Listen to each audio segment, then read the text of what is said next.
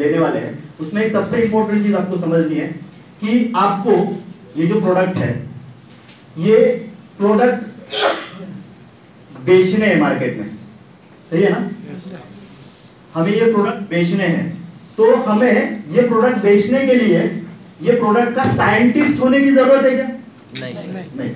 हमें इसके ऊपर कोई रिसर्च करना है क्या? नहीं। क्योंकि इसके ऊपर जो रिसर्च करना था वो ऑलरेडी कंपनी ने किया हुआ है। हमें सिर्फ क्या जानना जरूरी है कि ये प्रोडक्ट बेचते समय हमें किस तरीके से बेचना चाहिए, ठीक है ना?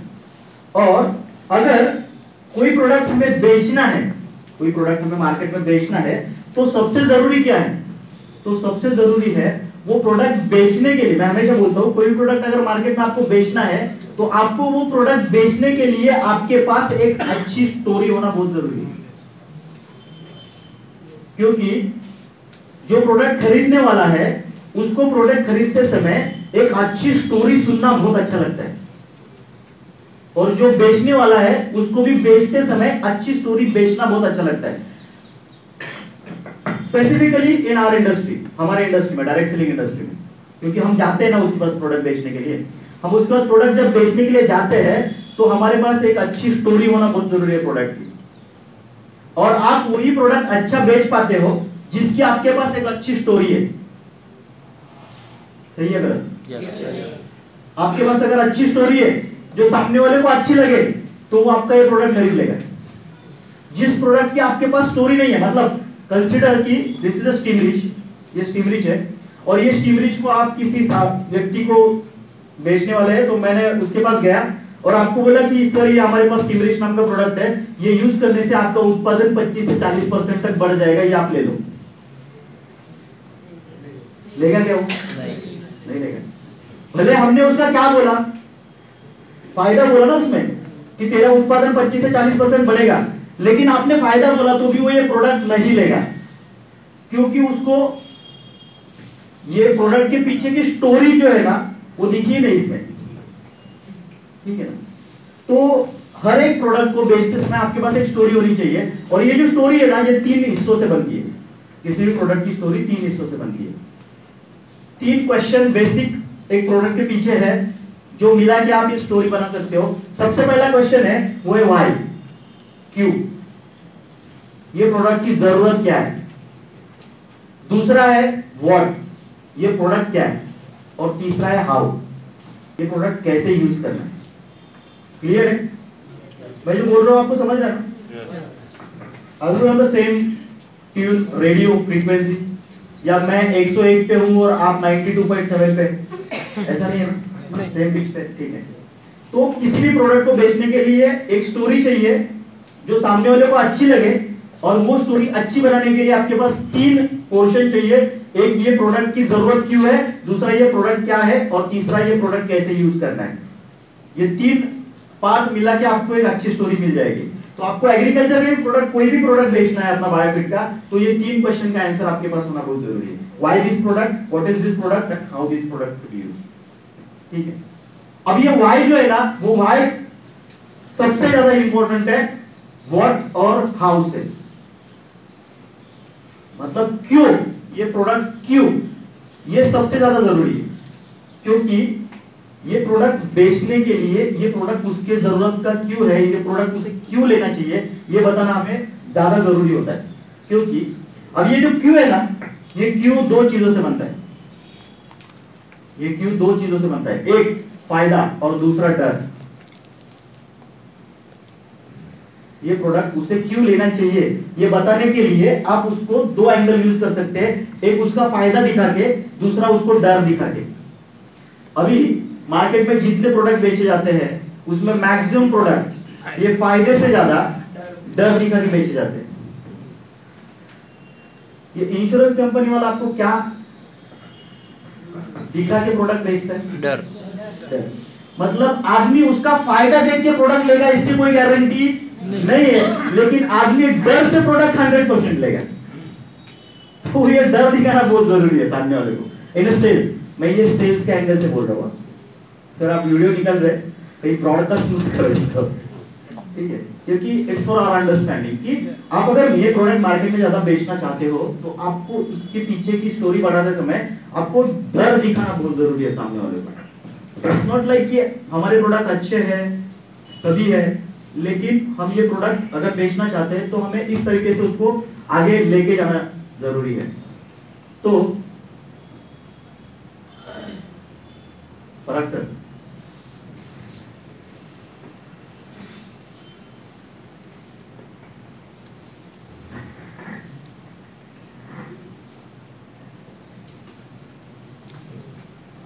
तो हम लोग सभी प्रोडक्ट को देखते समय ये 3 क्वेश्चन का आंसर ढूंढने की कोशिश करेंगे कि ये प्रोडक्ट की जरूरत क्यों है, ये प्रोडक्ट क्या है और ये प्रोडक्ट किस तरीके से यूज करना है। ठीक है, तो ये हमारे सारे बायोफिट रेंज के प्रोडक्ट है। ओके, ये प्रोडक्ट को देखने के बाद आपको क्या लगता है आपको? तो जब ये आप अभी ये देख रहे हो पिक्चर, तो आपके दिमाग में क्या आ रहा है? आपको क्या दिख रहा है स्क्रीन के ऊपर?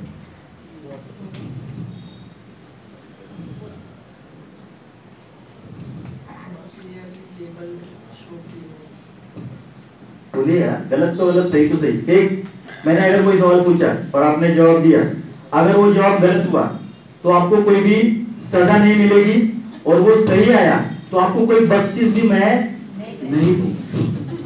तो बोलिए क्या दिख रहा है आपको स्क्रीन पे? एग्रीकल्चर के प्रोडक्ट क्या क्या दिख रहा है? इंडेक्स बायो 95 सीएफसी ये सब दिख रहा है। ओके, मेरे को क्या दिख रहा है बोलूं? मेरे को दिख रहा है, यहाँ पे देखता हूँ तो मेरे को 500 रुपए दिख रहा है, यहाँ पे देखता हूँ तो मेरे को 1200 रुपए दिख रहा है, यहाँ पे देख रहा हूँ तो मेरे को 600 रुपए दिख रहा है, यहाँ पे देखता हूँ तो मेरे को 1500 रुपए दिख रहा है। आपको नहीं दिख रहा है?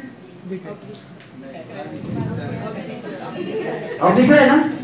वेरी गुड, आपके लिए एक बार जोरदार तालियां होनी चाहिए कि आपको इसमें पैसा दिख रहा है। दिख रहा है? यस। हाँ, वो दिखना चाहिए। जब तक वो नहीं दिखेगा ना तब तक ये प्रोडक्ट बेच नहीं पाओगे आप। ठीक है ना? आपको प्यार करना है प्रोडक्ट के ऊपर, लेकिन वो प्रोडक्ट के पीछे छुपे हुए पैसे पे ज्यादा प्यार है आपको, इसलिए प्रोडक्ट को प्यार करना है आपको। क्लियर है ना? दिख रहा है ना अभी आपको पैसा दिख रहा है? Very good, very good. तो ये हर एक प्रोडक्ट सिर्फ प्रोडक्ट नहीं है, ये प्रोडक्ट के पीछे का जो बिजनेस है, टर्नओवर है, पैसा है, वो आपको दिखना जरूरी है। अब पैसा बोले तो क्या हुआ? पैसा बोले तो लक्ष्मी, बराबर ना? और हम लोग लक्ष्मी की क्या करते हैं? पूजा करते हैं। तो ये हर एक प्रोडक्ट की क्या करनी चाहिए? पूजा करनी चाहिए। तो पूजा इन टर्म्स ऑफ नॉलेज होना बहुत जरूरी है। पूजा इन टर्म्स ऑफ नॉलेज होना बहुत जरूरी है, क्योंकि ये जो दिख रहा है उससे अगर आपको लक्ष्मी चाहिए, ठीक है ना? क्योंकि ये प्रोडक्ट आपको अभी प्रोडक्ट दिख रहा है, मैंने बोला तब आपको इसमें पैसा दिखा, लेकिन ये प्रोडक्ट के पीछे छुपा हुआ पैसा अगर आपको चाहिए ना, तो आपको ये प्रोडक्ट के पीछे छुपी हुई जो नॉलेज है उसको लेना बहुत जरूरी है। ठीक है, सो हम यहाँ पे किस लिए आए हैं? नॉलेज लेने के लिए। और मैंने क्या बोला? नॉलेज इज इक्वल टू पूजा। ठीक है ना? तो हम लोग यहाँ पे किस लिए आए हैं? पूजा करना है। तो पूजा में क्या होता है? आरती होती है। आरती में क्या होता है? अरे तालियां बजती है ना, तालियां बजती।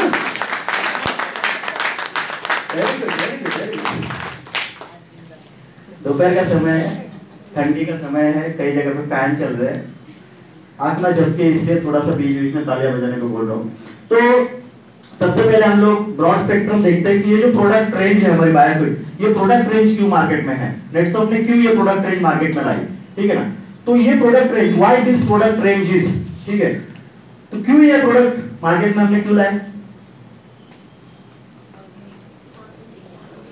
ऑर्गेनिक, ठीक है, ऑर्गेनिक है और प्रॉफिटेबल। क्या जरूरत है ये प्रोडक्ट की, क्यों लाया हमने? क्योंकि हमारा एक फिलॉसफी है, ये इंडस्ट्री में अगर आपको प्रोडक्ट बेचना है तो कुछ प्रोडक्ट के फीचर्स होने बहुत जरूरी होती है। सबसे पहला तो आपके पास जो प्रोडक्ट आप बेच रहे हैं वो यूनिक होना चाहिए।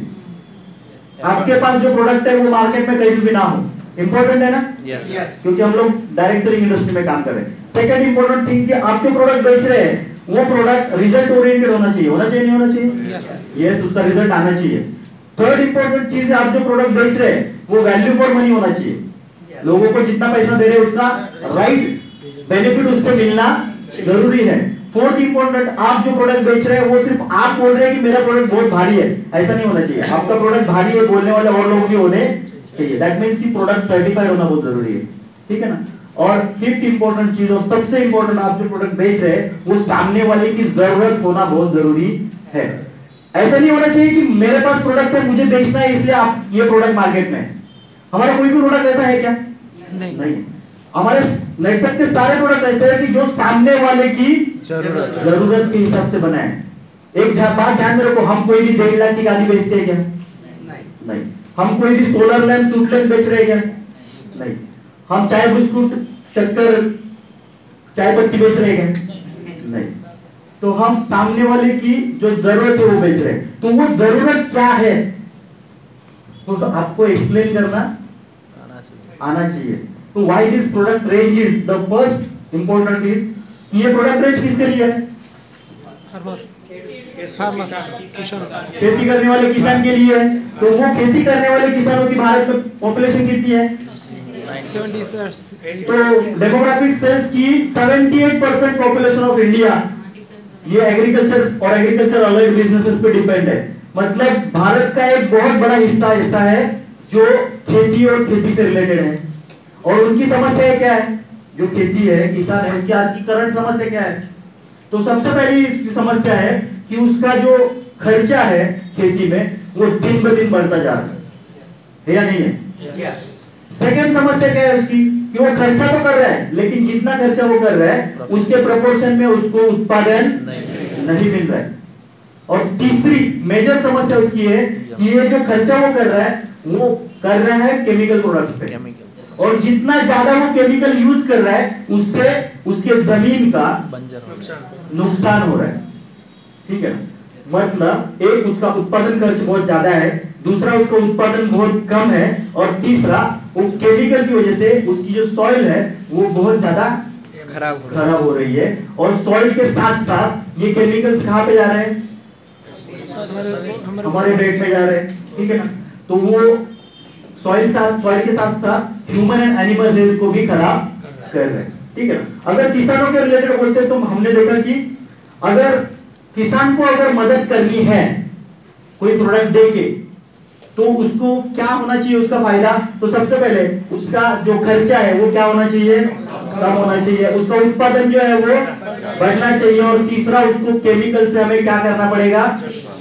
मुक्त करना पड़ेगा। तो प्रॉब्लम है किसान का और सॉल्यूशन है हमारे पास, ठीक है। So why this product range is, तो ये प्रोडक्ट रेंज है एक सबसे पहले किसान का खर्चा कम करने के लिए, दूसरा उसका उत्पादन बढ़ाने के लिए, तीसरा उसको केमिकल से दूर करने के लिए। क्लियर है? ओके। तो एक वन बाय वन प्रोडक्ट हम लोग देखते हैं। The very first product is steam rich, ठीक है। तो हम लोग हर एक प्रोडक्ट 3 हिस्सों में देखेंगे। क्या क्या बोला मैंने? 3 हिस्से क्या है हमारे?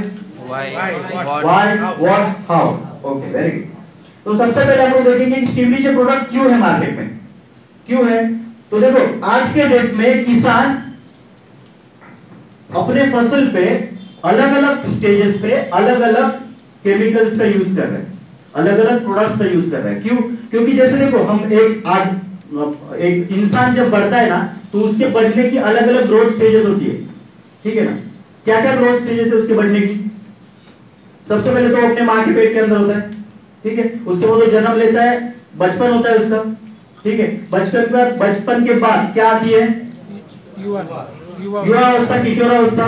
उसके बाद क्या आता है? प्रौढ़ावस्था, बराबर। और उसके बाद क्या आता है? वृद्धावस्था, बुढ़ापा। तो ये जो अलग अलग ग्रोथ स्टेजेस है एक इंसान की, ये अलग अलग ग्रोथ स्टेजेस पे इंसान की न्यूट्रिशन रिक्वायरमेंट अलग अलग है या नहीं है? यस, अलग अलग है। जब वो माँ के पेट में है तो उसको अलग तरीके का न्यूट्रिशन चाहिए। जब वो जन्म लेके आता है, बचपन है उसका, तब उसको अलग न्यूट्रिशन चाहिए। जब वो किशोरावस्था में है तो उसको जवानी में वो अलग न्यूट्रिशन चाहिए, उसको हार्मोनल चेंजेस हो रहे हैं उसके बारे में। और जब वो प्रौढ़ावस्था में जाता है तो उसको अलग न्यूट्रिशन की रिक्वायरमेंट है, जब वृद्धावस्था में है तो अलग न्यूट्रिशन की रिक्वायरमेंट है। अब जब वो बच्चा पैदा होके जन्म लेता है तो उसको शुरुआती दौर में उसके माँ का दूध मिलना बहुत जरूरी है नहीं है? अब ये माँ का दूध उसको उसके बचपन में ना देते हुए वो जब 16 साल का हो जाए तब देना चालू कर दिया तो चलेगा क्या? नहीं चलेगा। उससे क्या होगा? 16 साल का ही नहीं होगा। वो 16 साल का ही नहीं होगा। मतलब जो न्यूट्रिशन जिस टाइम पे मिलना चाहिए उसी टाइम पे देना चाहिए उसको, ठीक है ना? तो वैसे ही जैसे हम लोग आदमी का देख रहे हैं, वैसे किसी भी फसल की क्रिटिकल ग्रोथ स्टेजेस होती है, उसके बढ़ने की कुछ अवस्थाएं होती है, ठीक है ना? जिसमें सबसे पहली अवस्था होती है जिसको हम लोग बोलते हैं जर्मिनेशन या बीजांकुरण, सेकेंड स्टेज, ठीक है ना? वो सेकेंड स्टेज को हम लोग बोलते हैं जर्मिनेशन के बाद जो आती है, बीजांकुरण के बाद जो आती है वो है टिलरिंग। टिलरिंग पता है आपको? टिलरिंग इन द सेंस किसी भी फसल को जमीन से उगने के बाद फूट आती है। फूट क्या भी, जिसको हिंदी समझती है अच्छी वो जरा गुजराती में हेल्प कीजिए मुझे। फूट आती है, ठीक है? तो उसको फूट आती है तब, ठीक है? फिर थर्ड स्टेज जो है वो है उसकी ग्रोथ फेज, जिसमें उसको पत्ते आते हैं, पत्ते बढ़ना चालू होते हैं, ठीक है? और फोटोसिंथेसिस की प्रोसेस बहुत जोरदार होती है उस समय। फिर फोर्थ स्टेज जो है वो है उसकी फ्लावरिंग, जब उसको फूल लगते हैं। और फिफ्थ स्टेज है फ्रूटिंग, मतलब जो उसको फल लगना चालू होते हैं। तो ये 4 क्रिटिकल ग्रोथ स्टेजेस होती है किसी फसल की, और ये 5 क्रिटिकल ग्रोथ स्टेजेस है, और इन 5 क्रिटिकल ग्रोथ स्टेजेस में उस फसल की अलग अलग न्यूट्रिशनल रिक्वायरमेंट है कि उसको जो जर्मिनेशन के लिए जो चीज चाहिए वो उस समय पे उसको मिलनी चाहिए। अगर वो उस समय पे नहीं मिली तो क्या होगा? उसका जर्मिनेशन नहीं होगा। जो उसको टिलरिंग के लिए इंपॉर्टेंट न्यूट्रिशन है वो अगर उस समय पे मिला तो उसका टिलरिंग अच्छा हो जाएगा, मतलब उसके जो फूड है वो बहुत अच्छी आएगी। अगर वो नहीं आई तो क्या होगा? वो न्यूट्रिशन नहीं मिला तो क्या होगा? वो फूड अच्छी नहीं आएगी। तो ऐसे अलग अलग ग्रोथ स्टेजेस पे अलग अलग न्यूट्रिशन की रिक्वायरमेंट है। तो एग्जैक्ट प्रॉब्लम क्या होता है कि ये जो अलग अलग स्टेजेस में जो अलग अलग न्यूट्रिशन उसको मिलना चाहिए, इस न्यूट्रिशन के बारे में सबसे पहले तो फार्मर को जानकारी नहीं है।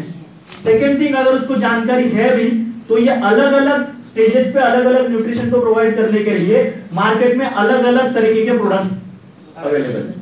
तो उससे क्या होता है? वो हर एक स्टेज के लिए हर एक और एक अलग केमिकल लेके आता है, ठीक है? तो उससे क्या होता है? खर्चा बढ़ता है, ठीक है? सेकेंड थिंग, ये जो प्रोडक्ट वो यूज कर रहा है वो कैसे है? केमिकल है, मतलब वो केमिकल की इसमें ज्यादा इन्वॉल्व हो रहा है, ठीक है?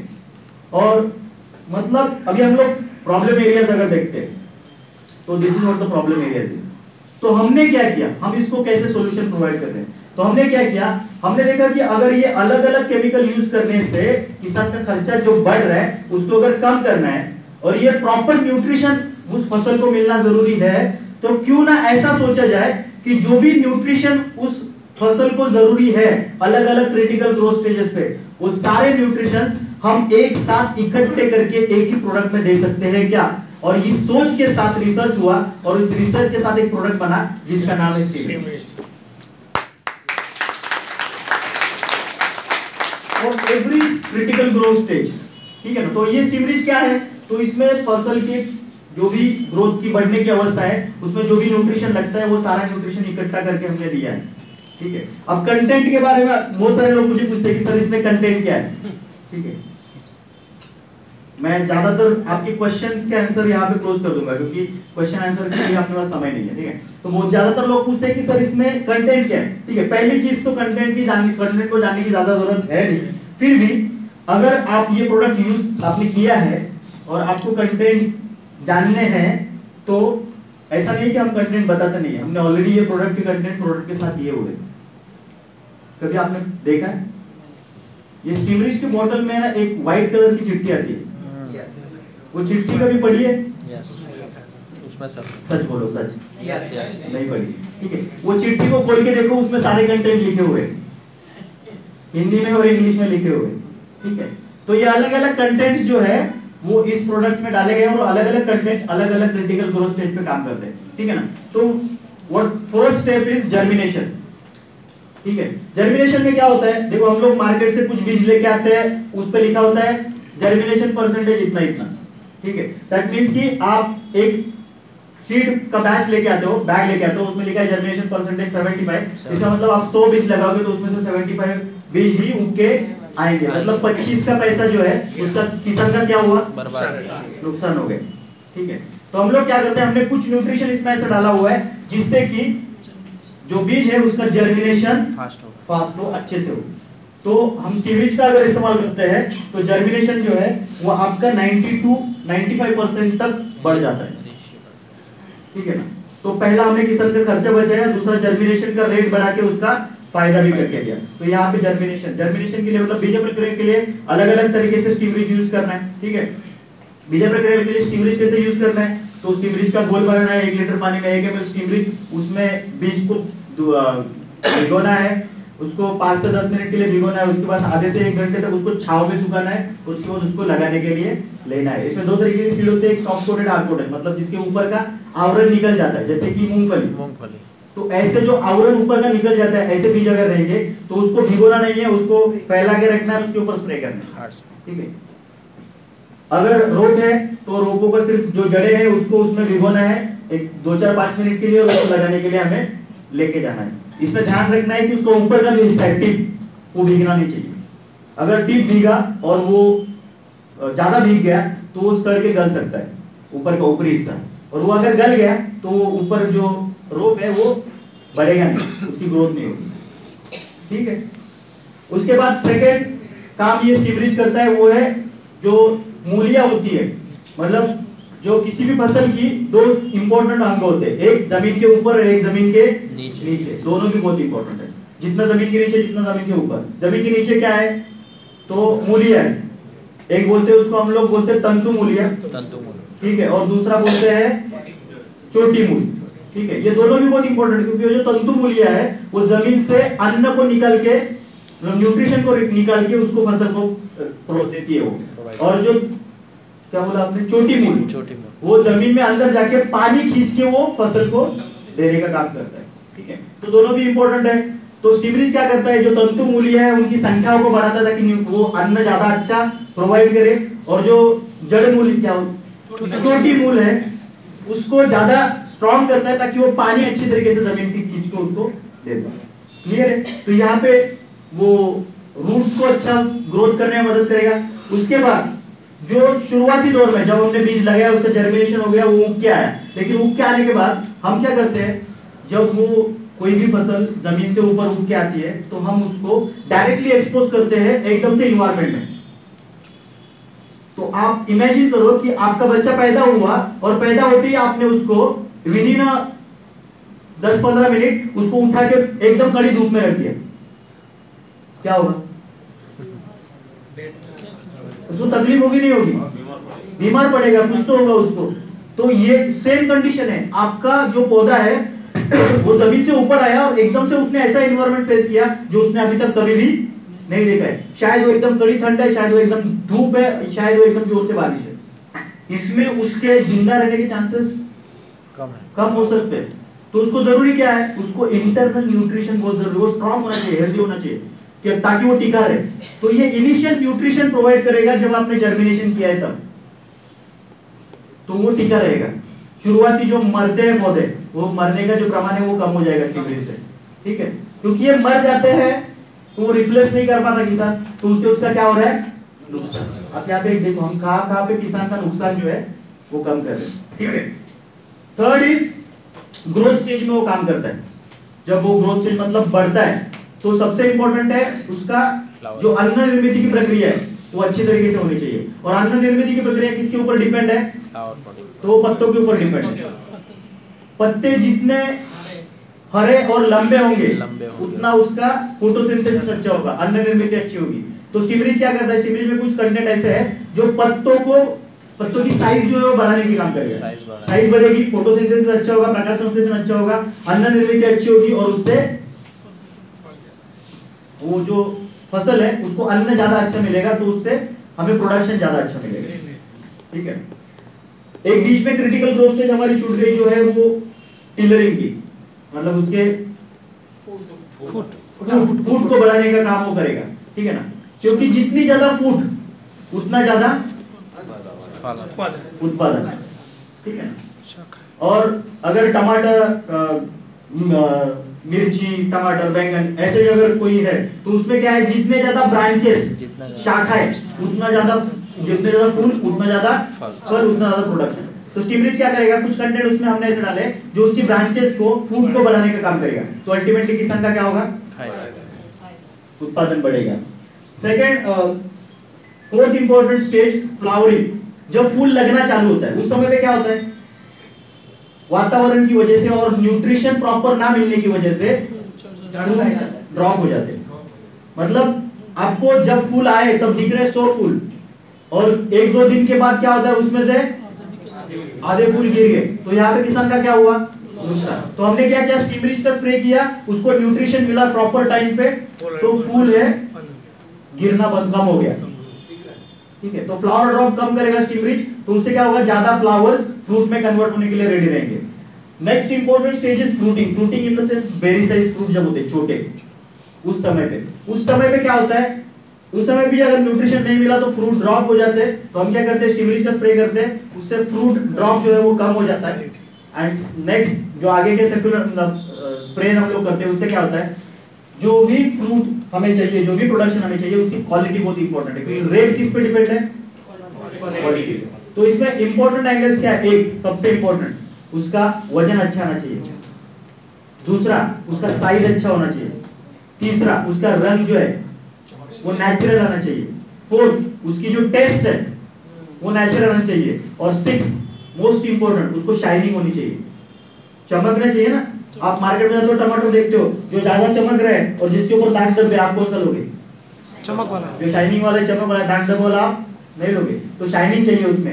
And seven and most important, वो मार्केट में जाने के बाद ज्यादा टाइम तक टिकना चाहिए, है ना। तो स्टीमरिच क्या करेगा, स्टीमरिच यही काम करेगा।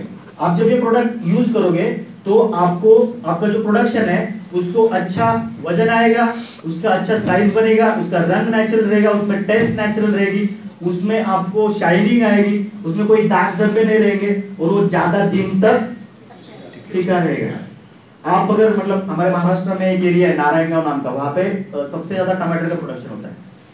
वहाँ पे हमारे बायोफिट का यूज किए हुए फार्मर जब टमाटर लेके आते हैं तो मार्केट रेट से कम 1.5 गुना 2 गुना ज्यादा रेट उनको मिलता है। क्यों? क्योंकि व्यापारियों को ये पता है, ये अगर मैं लूंगा इसका तो ये मार्केट में जाने का, मैं क्योंकि वो भी आगे जाके बेचता है ना, या मैं जब आगे बेचूंगा तो 8 से 10 दिन तक ये खराब नहीं होता। और आप केमिकल यूज किया प्रोडक्ट अगर टमाटर मार्केट में लेके जाते हो तो वो तीसरे चौथे दिन वो सड़ना करना चालू हो जाता है। क्यों? क्योंकि जब केमिकल हम लोग यूज करते हैं ना तो उससे नॉर्मल जो स्ट्रक्चर होता है ना उसका, वो ब्रेक हो जाता है, इससे वो जल्दी सड़ जाता है। हम लोग जो स्टीमरिच यूज कर रहे हैं वो क्या है, प्योर ऑर्गेनिक नेचुरल है, तो इससे उसका टिश्यू स्ट्रक्चर जो है वो अच्छा रहता है और वो ज्यादा दिन तक टिका रहता है, ठीक है। तो हमने क्या किया, किसान का हर एक स्टेज पे जो नुकसान होने होता उसको कम किया, और एक बोलते हैं हम लोग money saving is equal to money earning. जो पैसा बचाया मतलब पैसा क्या किया हमने, उसको कमा के दिया, तो अल्टीमेटली उसका प्रोडक्शन भी बढ़ गया। तो इन सारी चीजों की वजह से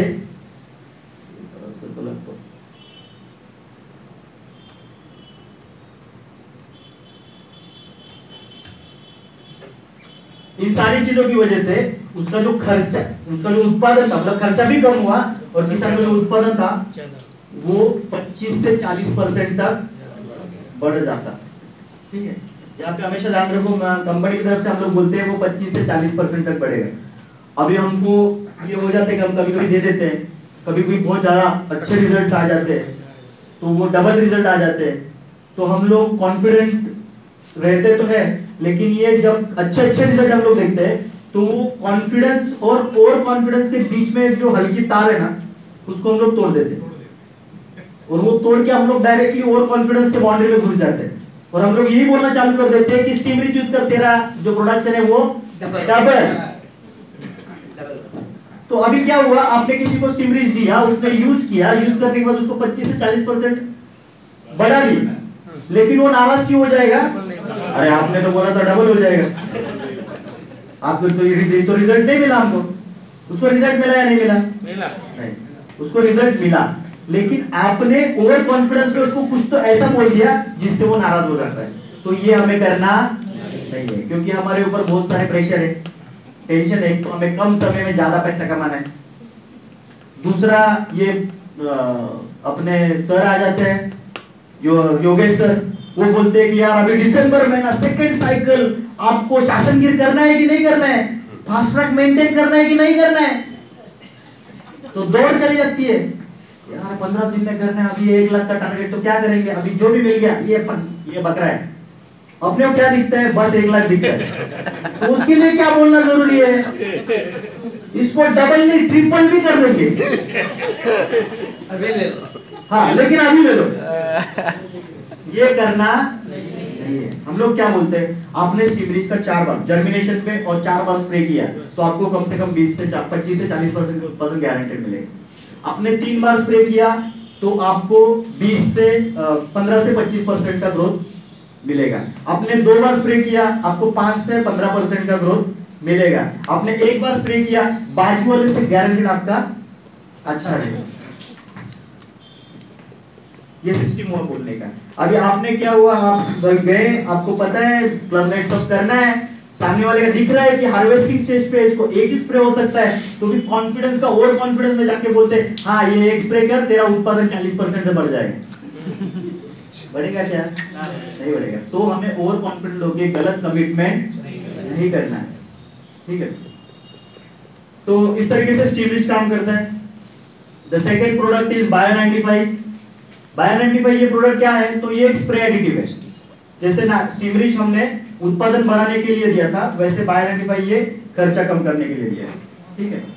तो बायो 95 ये एक स्प्रे एडिटिव है। ये क्या करता है, आपका जो स्प्रेइंग का खर्चा है वो 25 से 30% से कम कर देता है। क्योंकि ज्यादा से ज्यादा खर्चा किसान जो करता है वो एक तो उसके खाद पे करता है, जो केमिकल फर्टिलाइजर यूज करता है, और दूसरा स्प्रेइंग पे करता है, ठीक है। अभी होता क्या है, नॉर्मली मार्केट से अगर वो कोई प्रोडक्ट लेके आता है केमिकल बेस्ड स्प्रेइंग के लिए, तो हम सबको पता है कि ये जो प्रोडक्ट है वो केमिकल बेस्ड है, पेट्रोलियम ऑयल बेस्ड प्रोडक्ट है, और ऑयल और पानी एक दूसरे के साथ मिक्स नहीं होते, और ये ऑयल और पानी एक दूसरे के साथ मिक्स नहीं होते, तो उसकी वजह से क्या होता है, उसमें कुछ ऐसा केमिकल डाला होता है जो कि पानी का कलर चेंज कर देता है।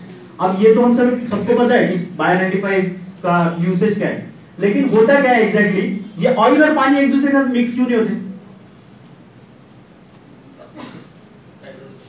मिक्स नहीं होती है तो पता है, लेकिन क्यों मिक्स नहीं होते?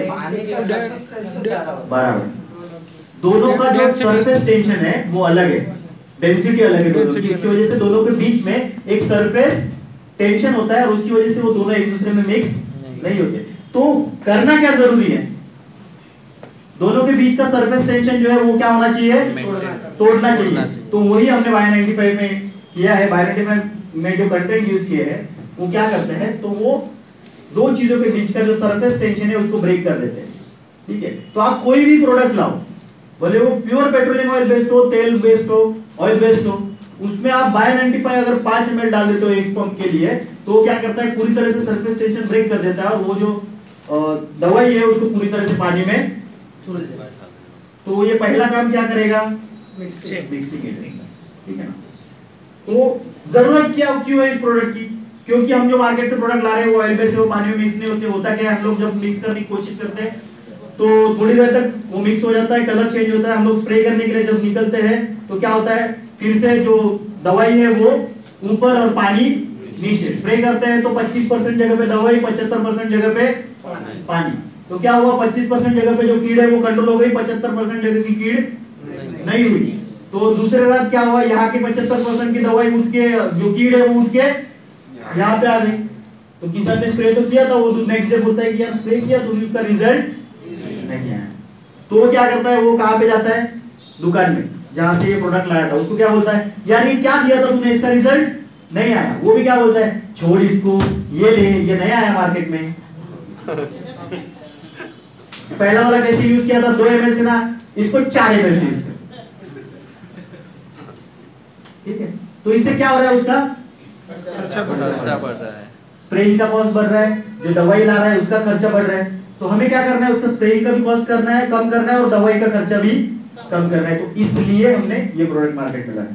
ठीक है, तो फर्स्ट चीज उसको मिक्सिंग अच्छे से करेगा, तो उसका स्प्रेइंग जो है वो क्या होगा, वो दवाई पूरे तरह से पानी में मिक्स होगी, तो जितना भी वो स्प्रे करेगा उस जगह पे क्या स्प्रे हो जाएगा, पूरा फैल जाएगा, दवाई पूरा तरह से स्प्रे हो जाएगा, तो कीड़ जो है वो पूरे फसल की अच्छे से कंट्रोल हो जाएगी, इसकी इफेक्टिविटी अच्छी आएगी। सेकंड इंपॉर्टेंट चीज इज कि वो स्टिकिंग का काम करेगा, स्टिकर का काम, जैसे कास्टोल बेस्ड प्रोडक्ट जो स्टिकिंग प्रॉपर्टी है उसमें, तो ये अच्छे से चिपका के रखेगा, तो पानी आई हवा आई जो स्प्रे किया है वो उड़ के नहीं जाएगा, उसको अच्छे से स्प्रेडर का काम करेगा। मतलब क्या, अगर हम देखते हैं कोई भी स्प्रे अगर हम लोग करते हैं तो स्प्रे करने के बाद उसकी छोटी छोटी बूंदें तैयार होती है, बूंदों का एक बड़ी बूंद तैयार होती है और वो टपक के नीचे गिर जाती है। तो ये क्या करेगा, ये उसको पूरी तरह से जो फैलाने का काम करेगा, ऊपर से उसका जो लीफ है उसका उसके ऊपर जो रंध्र है, छिद्र है, उसको ओपन करने का काम करेगा, ताकि वो दवाई अंदर तक हम लोग एब्जॉर्ब कर लें। ठीक है, क्योंकि होता क्या है, ज्यादातर जो कीड़ है वो कहाँ पे होती है, पत्तों के नीचे। हम लोग स्प्रे कहाँ से करते हैं, ऊपर से। हमने कभी देखा है कि किसान को ऐसे नीचे से स्प्रे करते हुए? नहीं, लोग पागल समझते हैं उसको। ठीक है, लेकिन होता क्या है, आप दवाई ऊपर से स्प्रे कर रहे हो, वो भी इकट्ठा हो रही है, नीचे गिर रही है, नीचे तक जहाँ पे कीड़े वहां पे दवाई नहीं पहुंच रही। तो हम बायोआइडेंटिफाई यूज करने से क्या होगा, वो दवाई उसके रंध्र को ओपन कर देगी, दवाई अंदर एब्जॉर्ब हो जाएगी, जहाँ पे कीड़े वहां तक वो पहुंच जाएगी, कीड़े उसको खाएगी, वो मर जाएगी। तो हमें इफेक्टिविटी क्या होगी, ज्यादा मिलेगी, तो उसका स्प्रेइंग का खर्चा कम हो जाएगा। ठीक है, तो प्रोटेक्शन फ्रॉम हेवी रेन और रिपेलेंट का भी काम करेगा बायोआइडेंटिफाई थोड़े पर इसमें। और सबसे इंपॉर्टेंट एक चीज बायोआइडेंटिफाई करेगा वो कि अपने पत्तों के ऊपर एक हल्का सा लेयर क्रिएट करेगा, जिससे कि सूर्य से जो आने वाली अतिनील किरणें हैं उससे अपने फसल का वो संरक्षण करेगा, एक संरक्षण कवच के तौर पर काम करेगा। ठीक है, तो इसके लिए सबसे इंपॉर्टेंट है जो प्रमाण हमने बोला है बायोआइडेंटिफाई का, उसी प्रमाण में बायोआइडेंटिफाई यूज करना चाहिए। मतलब 15 लीटर पानी के लिए 5 से 7 ml, मैक्सिमम 7 ml, उससे ज्यादा नहीं, क्योंकि जितना प्रमाण हम लोग यूज कर रहे हैं उसके हिसाब से पत्ते के ऊपर क्या हो रहा है, लेयर क्रिएट हो रहे हैं। ठीक है, अब ये लेयर हम लोग ज्यादा प्रमाण यूज करेंगे तो क्या होगा, ज्यादा लेयर गाढ़ा लेयर बनेगा, तो उससे क्या होगा, वो लेयर अगर गाढ़ा बन गया तो जो संद्रेद अंदर आने चाहिए थे, जिससे कि फोटोसिंथेसिस प्रकाश संश्लेषण होने वाला है, उस फसल में खुद की अन्न निर्मित की प्रक्रिया होने वाली है, वो अगर वो नहीं हुई तो क्या होगा, फसल पीली पड़ना चालू हो जाएगी, कई जगह पे पीली, कई जगह पे वो काली हो जाती है। ठीक है, और वो किसान क्या हो जाता है, डर जाता है एकदम। ठीक है, उसको लगता है प्रोडक्ट का रिजल्ट नहीं आया, लेकिन उसने गलत सिस्टम से यूज किया। तो ऐसा हुआ भी तो टेंशन लेने की जरूरत नहीं है। अगर कई जगह पे बायोआइडेंटिफाई का प्रमाण ज्यादा हुआ, वो 10-15 ml तक हो गया, लेकिन उससे ज्यादा नहीं, उससे ज्यादा हो गया तो हम कंट्रोल नहीं कर सकते। ठीक है, तो वो 5 से 10, 12-13 ml तक अगर उसने यूज किया भी है बायोआइडेंटिफाई और वो पीला पड़ना चालू हो गया तो टेंशन नहीं लेना, उस वक्त सिर्फ एक स्टीम रिच का हल्का स्प्रे करना है, अर्ली इन द मॉर्निंग और लेट इन द नाइट। ठीक है, वो स्टीम रिच उसको रिकवर कर देगा। ठीक है, लेकिन हमारी तरफ से प्रिकॉशन क्या लेनी है कि वो राइट क्वांटिटी में प्रोडक्ट यूज करता है नहीं है, वो ही देखना है। ठीक है, वो गलत क्वांटिटी में प्रोडक्ट ना यूज करे, इसको पहले देखना है। क्लियर? तो this is what the bioidentifies. Sir bioidentifies तो जमीन में पानी के साथ में दे सकते हैं? बिल्कुल दे सकते हैं, क्योंकि जो पहली चीज हमने बोली सरफेस टेंशन ब्रेक करता है, तो हम लोग अगर पानी को जमीन में देते हैं और उस समय नॉर्मली क्या होता है कि आज के डेट में हमारी सॉइल जो है वो सिर्फ सॉइल नहीं है, उसके साथ केमिकल भी है। ठीक है, सॉइल का और पानी का सरफेस टेंशन का कुछ प्रॉब्लम नहीं है, सॉइल का और पानी का सरफेस टेंशन का प्रॉब्लम नहीं है, वो एक दूसरे में मिक्स हो जाते हैं, लेकिन उसमें जो केमिकल्स है जिसका एक लेयर क्रिएट हुआ है उसकी वजह से वो अगर ऊपर ही केमिकल रहेंगे तो वो ऊपर से ही निकल जाएगा, जितना अंदर वो केमिकल है वहां तक ही वो पानी जाएगा, उससे नीचे वो पानी नहीं जाता। मतलब क्या होता है, वाटर होल्डिंग कैपेसिटी जो उसकी कम हो गई है वो केमिकल्स की वजह से।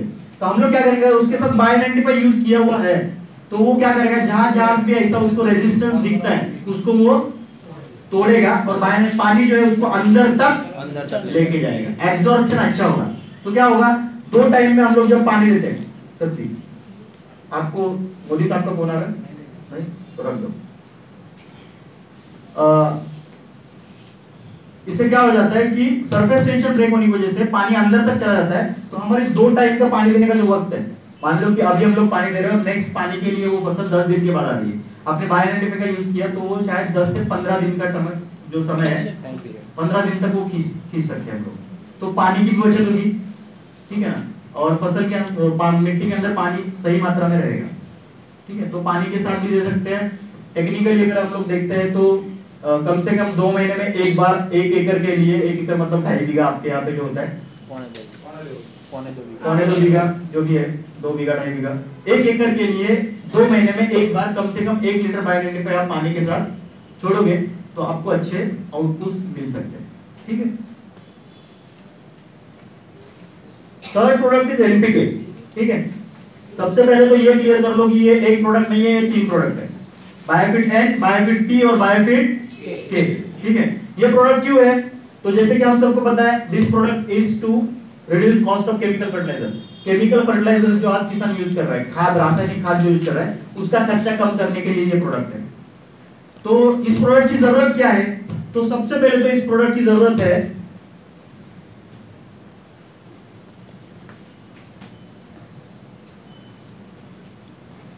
देखो हम लोग रासायनिक खाद देते हैं, ठीक है।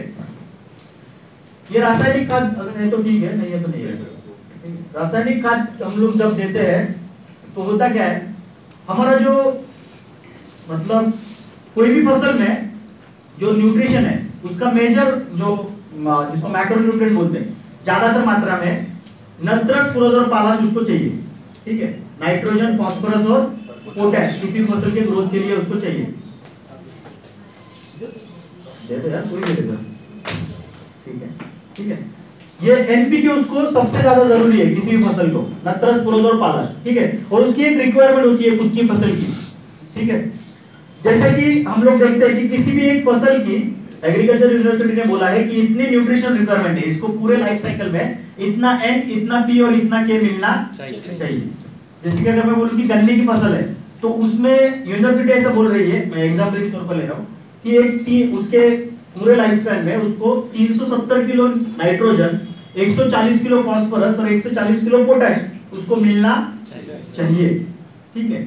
अभी उस हिसाब से उसको न्यूट्रिशन के लिए उतना नाइट्रोजन, फास्फोरस, पोटैश चाहिए, वो अगर उसको मिल गया तो वो अच्छे से उसका फसल आएगी, ठीक है। लेकिन इसमें सबसे इंपॉर्टेंट क्या है कि जब हम लोग कोई भी फसल देखते हैं, मेरा ये इतना अच्छा नहीं है ड्राइंग, ठीक है, ये जमीन है, ठीक है, और नीचे रूट्स है। ये जो नत्रस, पुरद और पालाश है वो फसल को मिलने के लिए जो सबसे इंपॉर्टेंट चीज है वो उसके रूट्स है, क्योंकि वो जाएगा कहां से, मूल से जाएगा उसके, ठीक है। अब ये जो रूट्स है ना, ये रूट का एक रूट जोन होता है, जमीन के नीचे रूट्स कितने अंदर जाएंगे और जहां से वो न्यूट्रिशन लेके आएंगे उसका एक रूट जोन होता है जो टेक्निकली 6 इंच का होता है, 6 इंचेस, ठीक है। मतलब जमीन के सतह से नीचे तक 6 इंच तक वो रूट जाते हैं और वो न्यूट्रिशन को ढूंढते हैं। उधार पे उसको अगर वो नत्रस, पुरद, पालाश मिल गया तो वो ले लेगा, ठीक है। दूसरी इंपॉर्टेंट चीज, उसको जो नत्रस, पुरद, पालाश चाहिए वो उसको जिस तरीके से एब्जॉर्ब कर सकता है उस फॉर्मेट में होना बहुत जरूरी होता है। फॉर्मेट समझते हैं जी। फॉर एन एग्जांपल मैं आपको देता हूं कि हमें गेहूं के अंदर जो प्रोटीन है उसकी जरूरत है बॉडी को, है ना। सबको पता है कि गेहूं के अंदर प्रोटीन है और वो हमारे बॉडी को जरूरी है। इसलिए अगर हमने गेहूं खाना चालू कर दिया, चलेगा क्या होगा, मतलब डायरेक्टली वो जो गेहूं होते हैं ना उसको खाना चालू कर दिया, पेट में दर्द हो जाएगा, प्रॉब्लम हो जाएगा ना, वो हजम नहीं होगा। तो उसके लिए वो प्रोटीन बॉडी में अच्छे से डाइजेस्ट हो, बॉडी को मिले, इसके लिए हम लोग क्या करते हैं, उसका आटा बनाते हैं, उसको भूनते हैं, उसके बाद उसकी रोटी बनाते हैं, उसको तवे पे सेकते हैं और उसके बाद हम लोग खाते हैं, क्योंकि वो हमारे बॉडी में जाके बाद वो हजम हो और उसका न्यूट्रिशन भी हमको मिले। तो ये क्या हो गया, राइट फॉर्मेट। रोटी ये क्या है, फॉर्मेट है जो हम खा सकते हैं। वैसे ही ये नत्रस, पुरद, पालाश जो है वो डायरेक्टली नहीं खा सकता कोई भी फसल, उसको कन्वर्ट करके वो जिस फॉर्मेट में उसको चाहिए उस फॉर्मेट में मिलना बहुत जरूरी होता है। और ये काम कौन करता है, उसका फॉर्मेट चेंज करने का बैक्टीरिया करते हैं। ये जब पुराने जमाने में हमारे जमीन में जो बैक्टीरिया थे वो क्या करते थे, ये नत्रस, पुरद, पालाश का फॉर्मेट चेंज करके उसको रूट जोन में लाके रखते थे, ठीक है। तो सबसे इंपॉर्टेंट है कि न्यूट्रिशन होना चाहिए, दूसरा न्यूट्रिशन को राइट फॉर्मेट में लाने वाले बैक्टीरिया होना चाहिए, तो वो एकदम राइट फॉर्मेट में उसको प्रोवाइड कर सके। ठीक है, तो अभी क्या होता है, अभी हमने सबसे पहला प्रॉब्लम हमारा ये हो गया कि हमने अभी तक जो केमिकल यूज किए, वो केमिकल में जो केमिकल फर्टिलाइजर हमने यूज किए, रासायनिक खाद जो यूज की, जैसे फॉर एन एग्जांपल हमने यूरिया यूज किया है। ठीक है, यूरिया का फॉर्मुलेशन क्या बोलता है, जो भी फार्मर्स है उनको पता है, 100 किलो यूरिया में 46 केजी नाइट्रोजन, मतलब 54 केजी क्या है, सॉल्ट है, मिट्टी है। ठीक है, अब ये 46 केजी नाइट्रोजन जमीन में जाने के बाद ये 54 केजी भी जमीन में हमने डाला, कब से डाल रहे हैं, 1960 से, मतलब अभी कितने साल हो गए, 50 साल से आपके जमीन में ये 54 केजी हम लोग डाल रहे हैं। तो ये कहाँ पे जाएंगे, नीचे जाएंगे क्या, जमीन के लॉ क्या बोलता है, पहले आपकी जमीन की सतह ये थी, अब आपने डाला ऊपर से, 46 केजी नीचे चला गया, 54 केजी कहाँ पे रह गया, ऊपर, फिर डाला कहाँ पे आ गया, ऊपर, फिर डाला कहाँ पे आ गया, ऊपर, फिर डाला कहाँ पे आ गया, ऊपर, तो उसका एक लेयर क्रिएट हो जाएगा ना। तो मतलब टेक्निकली पकड़ के चलो कि आपने 6 इंच में से 2 इंच तो ऐसे ही खा डाले,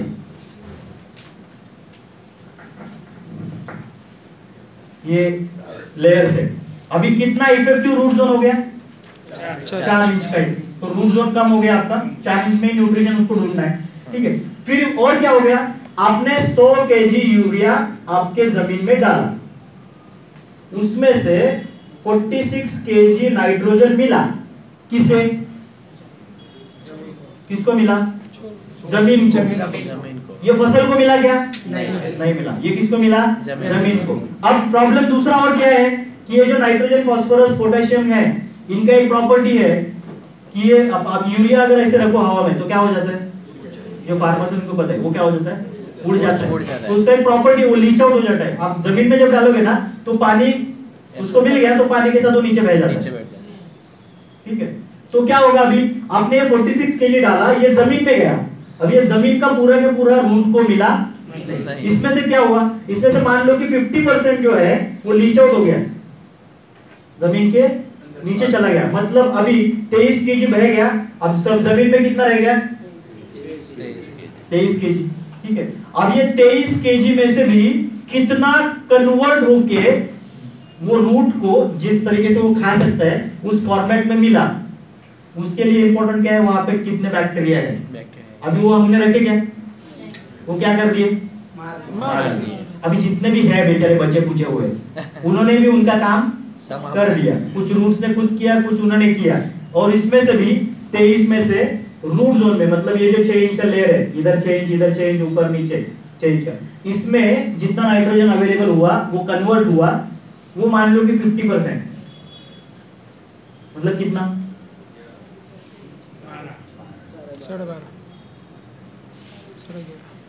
11.5 केजी रूट जोन को आके जो उस फॉर्मेट में जिसमें खा सकता है वैसे उसको मिला, मतलब आपने डाला कितना, 100 किलो, अब उसमें से सॉइल को मिला 46, उसमें से 23 किलो बह गया, उसमें से भी 23 किलो है लेकिन वो खा नहीं सकते, उसमें से 11.5 किलो उसको मिला, मतलब आपके 100 किलो यूरिया से उसको कितना मिला, 11.5।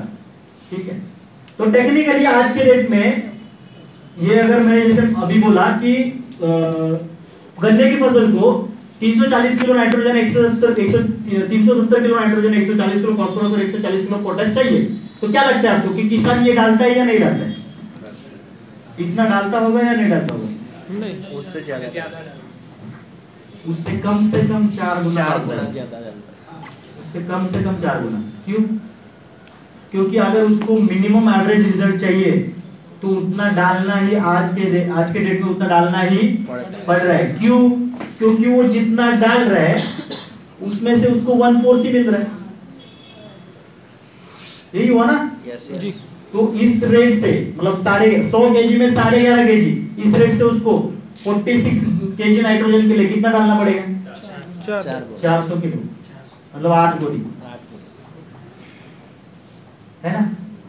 तो इससे उसका क्या हो रहा है, खर्चा बढ़ रहा है, ऊपर से कंपटीशन भी लगी हुई है अपने यहाँ पे, बाजू वाले ने 4 डाल दिया तो मैं 6 डालूंगा, उसके आगे वाला उसके आगे वाला 8 डालेगा। तो ये कंपटीशन भी चल रही है, ठीक है। तो इस वजह से उसका खर्चा जो है वो बढ़ रहा है। तो जरूरत क्या है?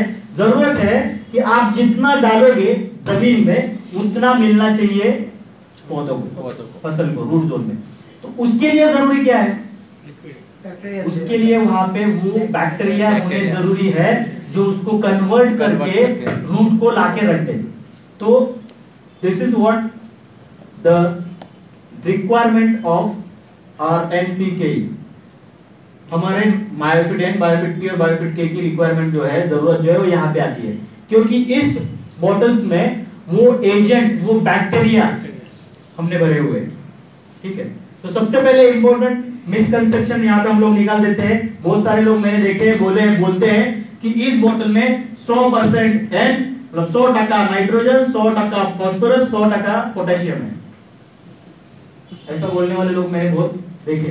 तो इस किसी भी बोतल में नाइट्रोजन, फास्फोरस और पोटेशियम नहीं, इसमें बैक्टीरिया है, जीवंत जीवाणु। एजेंट फैक्टर सोल्युबलाइजिंग, एन की बोतल में एजेटोबैक्टर बैक्टीरिया, पी की बोतल में फॉस्फेट सोल्युबलाइजिंग बैक्टीरिया और के की बोतल में पोटैश मोबिलाइजिंग बैक्टीरिया, ठीक है। ये बैक्टीरिया क्या करते हैं? They act like an agent, agent की तरह काम करते हैं।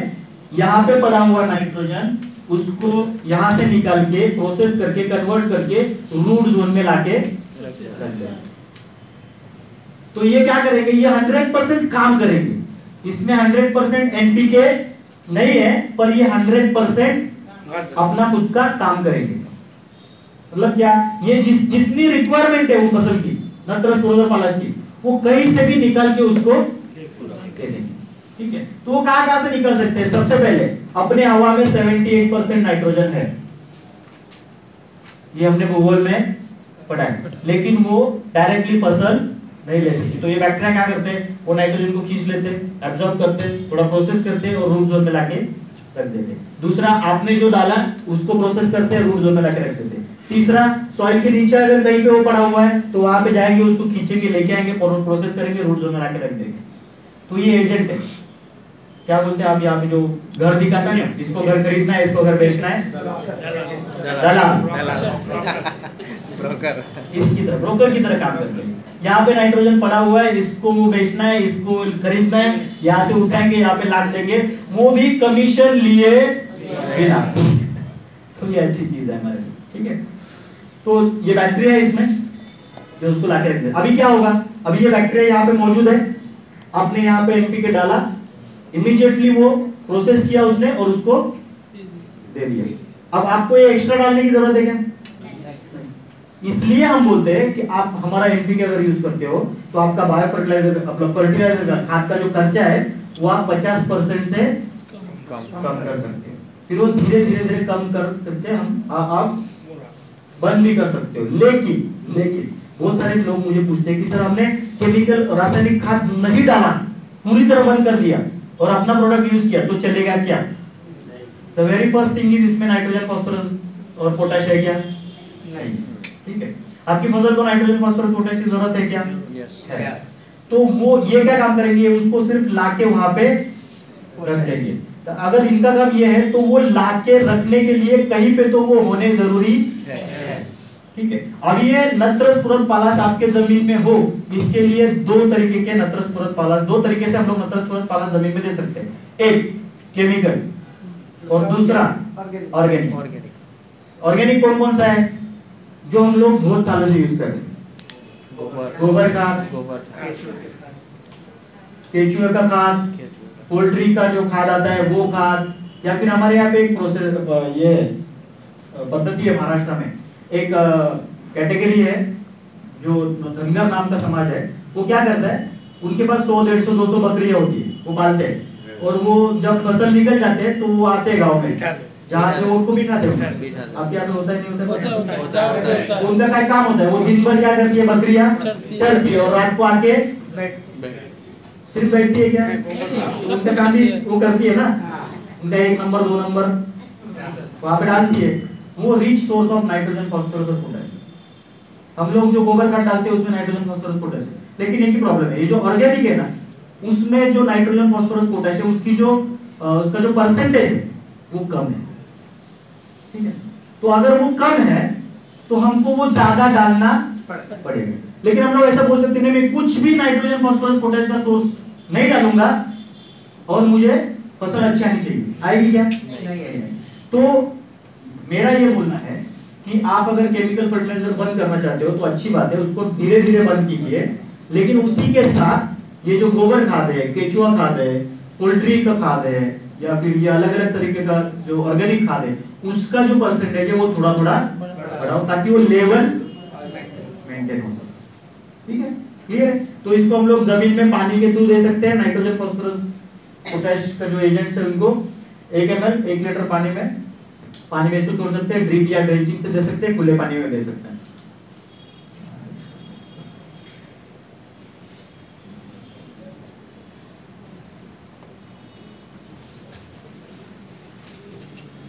इनमें जो लाइव बैक्टीरिया है वो जमीन में जाने के बाद मल्टीप्लाई होते हैं 1:10⁷ का इनका रेशियो, मतलब 1 ml अगर हमने जमीन में डाल दिया तो उससे कम से कम 10 करोड़ बैक्टीरिया पैदा हो जाएंगे और वो अपना काम आगे करेंगे, ठीक है।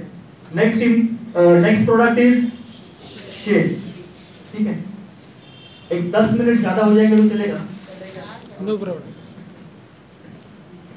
थैंक्स टू पराग सर कि उन्होंने हमारा थोड़ा 10 मिनट का है तो हम लोग 10 मिनट थोड़ा ज्यादा लेंगे। ये next product is shed. Shed की क्या जरूरत है? तो शेड की जरूरत इसलिए कि हमने जो केमिकल्स अभी तक यूज किए उन केमिकल की वजह से हमारी जो मिट्टी है वो मिट्टी खराब हो गई, ठीक है, हार्ड हो गई। अब क्यों? सिर्फ केमिकल नहीं, दो चीजें, एक केमिकल और दूसरा मैकेनिकल फार्मिंग, ठीक है। इन दोनों की वजह से हमारी मिट्टी जो है वो सख्त हो गई। क्यों? क्योंकि जो एक अच्छी मिट्टी, ऐसा जब हम लोग बोलते हैं जिसको बोलते हैं आइडियल सॉइल, ठीक है, ये आइडियल सॉइल का हमारे एग्रीकल्चर के टर्म में होता है कि एक मिट्टी को हम लोग अच्छी मिट्टी तब बोल सकते हैं जब उसमें 50% सॉइल पार्टिकल हो, 25% वाटर हो और 25% हवा हो। आपकी जमीन अच्छी है तब जब उसमें 50% मिट्टी के कण है, 25% हवा है और 25% पानी उग रहा है, तो क्या होगा? रूट्स अच्छे से ग्रो होंगे, न्यूट्रिशन अच्छे से फ्लोट होगा, न्यूट्रिशन का एब्जॉर्प्शन बढ़ेगा और फसल अच्छी आएगी। तो वो मिट्टी खुली रहती है, ठीक है। अभी क्या हो गया? हमने उसमें केमिकल डाल दिए, केमिकल की वजह से वो हवा पानी जो है वो निकल गया और अभी रह गए सिर्फ मिट्टी के पार्टिकल, और उन्होंने एक दूसरे को क्या किया? बंद कर दिया, पकड़ लिया। तो इससे मिट्टी हमारी क्या हो गई? सख्त हो गई। तो इसकी वजह से हम लोग हमेशा बोलते हैं कि हम पहले लकड़ी के हल का यूज करते थे तो भी चलता था, लकड़ी के बाद क्या आया? लोहे का हल आया, लोहे के बाद क्या आया? ट्रैक्टर आए, और मजे में हम लोग बोलते हैं कि ऐसे ही चलता रहा तो जेसीबी यूज करना पड़ेगा।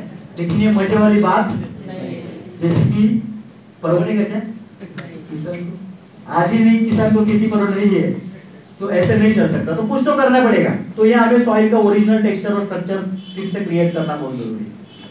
तो ये कैसे होगा? तो हमारी जो मिट्टी है एक दूसरे को पकड़ के रखी है, उसको खोलना बहुत जरूरी है। ये मिट्टी ने एक दूसरे को क्यों पकड़ के रखा है? क्योंकि इनमें जो केमिकल, इसमें जो केमिकल्स है, क्योंकि अपना मिट्टी जो है वो मिट्टी रही नहीं है, soil particle is not a soil particle. हमने जो केमिकल यूज किया उसका उसके ऊपर क्या हो गया? लेयर हो गया। तो अभी ये फॉर एन एग्जांपल मान लो कि this is a soil particle, this is a soil particle. पहले क्या था? ये एक दूसरे के बाजू में आते थे तो एक दूसरे को पकड़ते नहीं थे, उसमें पानी और हवा के लिए जगह रहती थी। अभी क्या हुआ? इसमें केमिकल का लेयर हो गया। अभी ये क्या हो गया? दो मिट्टी के नहीं, ये केमिकल के पार्टिकल हो गए। अब केमिकल में क्या होता है? केमिकल एक तो पॉजिटिव होता है या तो पता है ना सबको? yes. तो जो पॉजिटिव है वो क्या हो जाएंगे? नेगेटिव क्या हो जाएंगे? एक साथ आ जाएंगे। तो ये एक दूसरे को घट पकड़ लेंगे और ये सख्त हो जाएंगे। तो इनको एक दूसरे से छुड़ाना जरूरी है, और उसके लिए वो जो ऊपर का केमिकल का लेयर है उसको निकालना, तो ये एक दूसरे से खुली हो जाएगी और अपना 50% सॉइल पार्टिकल, 20% वाटर और 20% एरिएशन जो है फुलफिल हो जाएगा। इसलिए हमने ये प्रोडक्ट मार्केट में लाया है, शेड। तो आपके मिट्टी का जो आरोग्य है वो बनाने का काम करेगा। इसका नाम ही है सॉइल हेल्थ एनहांसमेंट टेक्नोलॉजी, मिट्टी का आरोग्य सुधारने वाला तंत्रज्ञान। ये बैक्टीरियल फॉर्मुलेशन प्रोडक्ट है जो बैक्टीरिया के फर्मेंटेशन प्रोसेस से तैयार होता है, जो जमीन में जाने के बाद कुछ स्पोर्स क्रिएट करता है, जो स्पोर्स जमीन में जाने के बाद सॉइल की फिजिकल, केमिकल और बायोलॉजिकल प्रॉपर्टीज पे काम करेगा। मतलब क्या? फिजिकल प्रॉपर्टीज मतलब सॉइल का जो टेक्सचर स्ट्रक्चर है उसको सुधारने का काम करेगा, जमीन में पानी को पकड़े रखने की क्षमता को बढ़ाएगा, जमीन में हवा को वो कार्यान्वित करेगा जिससे कि न्यूट्रिशन का फ्लो अच्छा रहेगा, न्यूट्रिशन का और पानी का अपटेक बना रहेगा, तो ग्रोथ अच्छी होगी फसल की। ठीक है, तो मिट्टी को पूर्व रूप पर लाने का काम ये शेड की वजह से हम लोग कर सकते हैं। दूसरा, इसकी केमिकल प्रॉपर्टीज को अच्छा रखेगा। Chemical properties in the sense, इसमें शेड ये एक ऐसा प्रोडक्ट है, NPK is an agent, but shed एक ऐसा प्रोडक्ट है जो स्पोर्स फॉर्म होते हैं, वो खुद कुछ तरीके के न्यूट्रिशंस भी सॉइल को प्रोवाइड करता है, कुछ न्यूट्रिएंट का सोर्स भी है। ठीक है, तो ये न्यूट्रिशन लेवल को भी मेंटेन करता है हमारे सॉइल के। नेक्स्ट, सॉइल की एनर्जी लेवल जो है उसको मेंटेन करके रखता है। ठीक है, अभी मैं ज्यादा टेक्निकल में नहीं जाऊंगा। ठीक है, सॉइल की एनर्जी लेवल को मेंटेन करता है। फिर उसकी बायोलॉजिकल प्रॉपर्टीज को भी सुधारने का काम करता है। बायोलॉजिकल प्रॉपर्टीज मतलब जमीन के अंदर जो जीवाणु या जीवात रहते थे पहले, ठीक है, उनको जो बढ़ने के लिए एनवायरनमेंट चाहिए, वो एनवायरनमेंट बनाने का काम वो करेगा। ठीक है, जिससे क्या होता है कि वो जो जीवाणु है, जीवात है, वो बढ़ते रहते हैं अच्छी तरीके से। तो हम लोग हमेशा देखते हैं कि एक फसल में शेड इस्तेमाल किया, एक में नहीं किया। जिसमें शेड इस्तेमाल किया उसमें धीरे धीरे 1 साल 1.5 साल के बाद जो केंचुओं की संख्या है वो ज्यादा दिखती है। आपने रिजल्ट बहुत जगह पे जब जिन्होंने यूज किया उनको पूछो, धीरे धीरे केंचुओं की संख्या डेवलप होने लगती है, क्योंकि उनको वहां पे बढ़ने के लिए जो नेचुरल एनवायरनमेंट चाहिए। केंचुआ पता है ना सबको, जिसको किसानों का मित्र बोलते हैं। ठीक है ना, क्या बोलते हैं? अड़सिया। Very good. तो वो किसानों का मित्र होता है, वो जमीन को अच्छे सुपीक बनाने का काम करता है, ठीक है, हेल्दी बनाने का काम करता है। ठीक है, तो उनको उनकी संख्या बढ़ना चालू हो जाता है। तो वो सॉइल की फिजिकल, केमिकल, बायोलॉजिकल प्रॉपर्टीज को सुधारने का काम करता है। इसको सॉइल में देना है, मिट्टी में देना है, तो ड्रिप, डेंच या खुले पानी से भी हम लोग दे सकते हैं। 2 ml पर लीटर पानी से इसकी मात्रा है। ठीक है, टेक्निकली मतलब सीधे अगर बोलेंगे तो एक बार जब हम लोग यूज कर रहे हैं तो 1 एकड़ के लिए 1 लीटर शेड पूरा हम लोग एक बार यूज करना चाहिए। ठीक है, कम से कम अगर 3 महीने की फसल है तो 2 बार, 5 महीने की फसल है तो 3 बार, 6 महीने की फसल है तो 4 बार, और पेरेनियल क्रॉप है तो 2 महीने में कम से कम 1 बार। इस तरीके से इसको जमीन में डालना बहुत जरूरी है। ठीक है, then next product is inter. ठीक है, ये प्रोडक्ट की जरूरत क्या है? देखो, अभी तक हमने जो प्रोडक्ट देखे, इसमें आपका जो ओवर कॉन्फिडेंस का बाउंड्री है वो थोड़ा सा क्रॉस करोगे तो भी कुछ प्रॉब्लम, क्योंकि ये जो प्रोडक्ट हमने अभी तक देखे वो प्रोडक्ट ग्रोथ के लिए काम करते हैं। लेकिन अभी जो 2 प्रोडक्ट हम लोग देख रहे हैं वो कुछ कंट्रोल करने के लिए काम करते हैं। ठीक है, तो यहाँ पे ओवर कॉन्फिडेंस का बाउंड्री जो है उसको बिल्कुल भी क्रॉस नहीं करना है। ये पराग सर जैसे बोलते हैं ना कि मैं होना वाला जो कंसेप्ट है ना, वो ये 2 प्रोडक्ट के लिए बिल्कुल भी यूज नहीं करना। ठीक है ना, क्योंकि ये कंट्रोल करने वाले प्रोडक्ट्स है। ठीक है, तो ये प्रोडक्ट की जरूरत क्या है? तो ये प्रोडक्ट हमने जो पेस्ट आते हैं, कीड़ आती है, उसके लिए डेवलप किया है। क्योंकि आज के डेट में जो प्रोडक्ट किसान यूज कर रहा है दे आर केमिकल प्रोडक्ट्स, जिसमें रेजिस्टेंस क्रिएट होता है और इससे फसल का नुकसान भी होता है। तो हमने ये प्रोडक्ट बनाया है जो पूरी तरह जैविक है, जो हर्बल पेस्टिसाइड, मतलब इसमें कुछ वनस्पतियों के अर्क को मिला के ये बनाया गया है। जैसे कि पाइपर है, एजोट्रैक्टिन है, शाहतीरा है, अदितोरा है, दाहतीरा है, ऐसे कुछ वनस्पतियों के अर्क को एक साथ मिला के इसमें बनाया गया है और ये प्रिवेंटिव के तौर पर काम करता है। This is a preventive product. ये फसल पे कीड़ आने से पहले यूज किया जाने वाला प्रोडक्ट है, ये फसल पे कीड़ आने के बाद यूज किया जाने वाला प्रोडक्ट नहीं है। ठीक है, अभी इसको प्रिवेंटिव क्यों यूज करना है? तो सबसे इंपॉर्टेंट चीज, ये एक जैविक प्रोडक्ट है और जैविक प्रोडक्ट इज इक्विवेलेंट टू अपना आयुर्वेदिक प्रोडक्ट।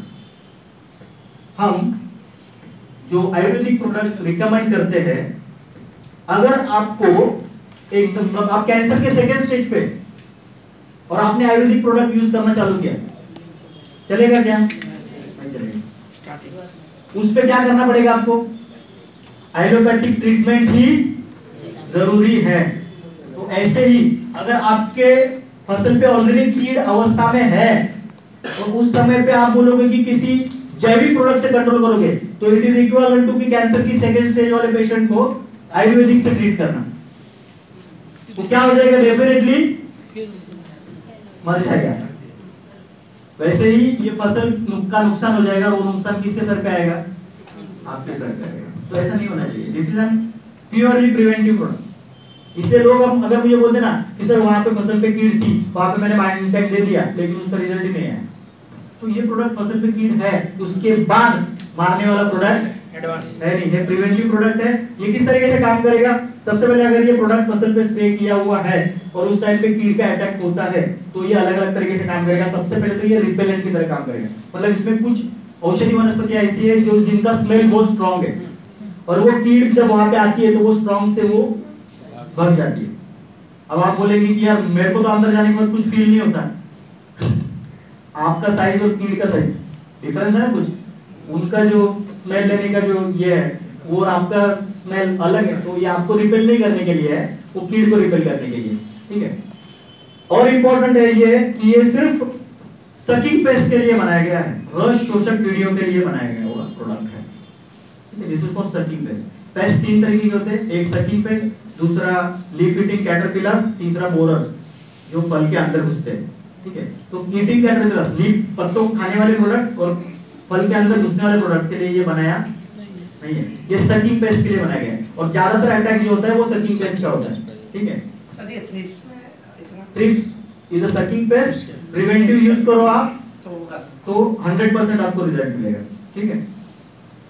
रिपेलेंट के तौर पर काम करता है, दूसरा एंटीफिडेंट के तौर पर काम करेगा। मतलब ये जब ये फसल पे है कीट आई, उसने बाइट किया तो क्या होगा, इसमें कुछ केमिकल्स होते हैं जो उसकी जो जीभ है उसके पास जो टेस्ट आती है, इसकी जो ग्रंथियां है उसको मार देगा।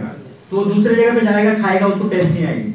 वो अगर टेस्ट नहीं आएगी तो वो फिर से खाएगा, दूसरी तीसरी जगह जाकर उसको टेस्ट नहीं, वो खाना बंद कर देगा।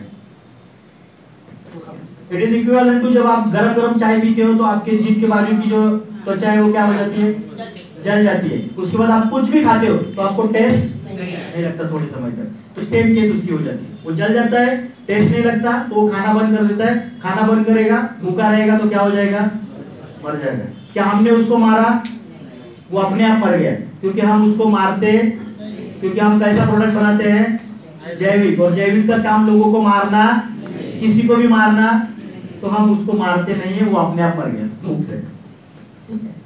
थर्ड इज उसको वो पैरालाइज बना देगा, मतलब उसमें कुछ वनस्पतियों के अर्क ऐसे हैं जिसको बाइट करने के बाद उसकी नर्वस सिस्टम पे अटैक करेगा। नर्वस सिस्टम पे अटैक करेगा तो वो पैरालाइज हो जाएगा, ठीक है। पैरालाइज हो जाएगा तो वो हिल नहीं पाएगा, कहीं भी कुछ नहीं कर पाएगा, तो वो ऐसे लटकता हुआ दिखेगा आपको। और वो पैरालिसिस की वजह से, कुछ काम नहीं कर पाने की वजह से वो अपने आप क्या हो जाएगा, मर जाएगा। हमने उसको मारा क्या, वो अपने आप मर गया। थर्ड इज उसके ओविपोजिटरी सिस्टम पे अटैक करेगा। इसमें कुछ वनस्पतियों के अर्क ऐसे हैं जो उसकी जो रिप्रोडक्शन कैपेसिटी है उस पे अटैक करेगा, रिप्रोडक्शन कैपेसिटी को वो मार देगा, ठीक है। तो शायद उनका मेटिंग होगा भी, मेटिंग होगा, लेकिन उससे नेक्स्ट जनरेशन पैदा नहीं होगी, क्लियर। तो ओविपोजिटरी सिस्टम पे अटैक करेगा। तो इस तरीके से ये इंटैक्ट काम करता है, तो उसका प्रिवेंटिव यूज होना जरूरी है। तो आई विल रिकमेंड कि जो फर्स्ट स्प्रे है आपका स्टीम रिच का, उसके साथ ही इसको मिक्स करके स्प्रे कर दो, ठीक है, ना कि कीड़ा आने के बाद, ठीक है। और ये मैंने बोला ये ऑर्गेनिक है, सचिंग पेस्ट के लिए नॉन टॉक्सिक है, ठीक है, और लॉन्ग लास्टिंग इफेक्ट है इसका, क्लियर है, intact. Next product is wrap up. Wrap up is for diseases. Diseases मतलब रोग। अब रोग तीन तरीके के हैं, एक फंगल, दूसरा बैक्टीरियल और तीसरा वायरल, ठीक है। तो इनमें से भी जो फंगल डिसीजेस है उसके लिए हमने ये प्रोडक्ट बनाया हुआ है, ठीक है। बैक्टीरियल पे डिसीजेस के ऊपर भी ये थोड़ा बहुत काम करेगा, लेकिन वायरल डिसीजेस के ऊपर ये काम नहीं करेगा, ठीक है। तो ये बैक्टीरियल और फंगल इन्वेजन, उनका जो अटैक है उनको मारने का काम करेगा। वो कैसे करेगा, इसके नाम में ही रैप अप। रैप अप मतलब क्या, किसी भी चीज को लपेटना, ढक देना, तो ये उसी तरीके से काम करेगा। ये अपनी फसल को ढक देगा, इसके ऊपर एक प्रोटेक्टिव लेयर तैयार करेगा स्प्रेइंग के बाद, ठीक है, और ये लेयर आपका फंगल और बैक्टीरियल इन्वेजन से आपका अटैक जो है उसको बचाएगा। ठीक है, तो ये सबसे पहला काम करेगा कि ये आया तो भी अंदर घुसने नहीं देगा। दूसरा कुछ इसमें कंटेंट्स ऐसे है जो मतलब ये जो बैक्टीरिया है जो हम स्प्रे करते हैं, wrap up is a bacterial product again. ये जो बैक्टीरिया कुछ बैक्टीरिया ऐसे है जो फंगल अटैक होता है उसके ऊपर ये पैरासाइट की तरह काम करते हैं। पैरासाइट पता है? पैरासाइट, यस, पैरासाइट मतलब क्या? उसके शरीर में घुस के वो रोग पैदा करता है। वो अब हमारा जो बैक्टीरिया है ना वो फंगल के शरीर में घुस के उसको ही मारने का काम करता है। ठीक है, तो इस तरीके से वो जो फंगल और बैक्टीरियल इन्वेजन है उसको कम करने में ये मदद करेगा। लेकिन again this is an preventive product, ये पहले स्प्रे किया हुआ होना जरूरी है। ये कोई भी डिसीज आने के बाद हम लोग रिकमेंड करेंगे तो इसका रिजल्ट आने के चांसेस कम है। ठीक है, तो इसका यूज जो है वो 2 ml पर लीटर से हम लोग रिकमेंड करते हैं, 2 ml पर लीटर स्प्रे में। ठीक है, तो we can do like alternate spray, एक spray steam rich by 95 intact का, एक spray steam rich by 95 wrap up का। ठीक है, तो कीड रोग दोनों से जो संतुलन है वो बना रहेगा। ठीक है,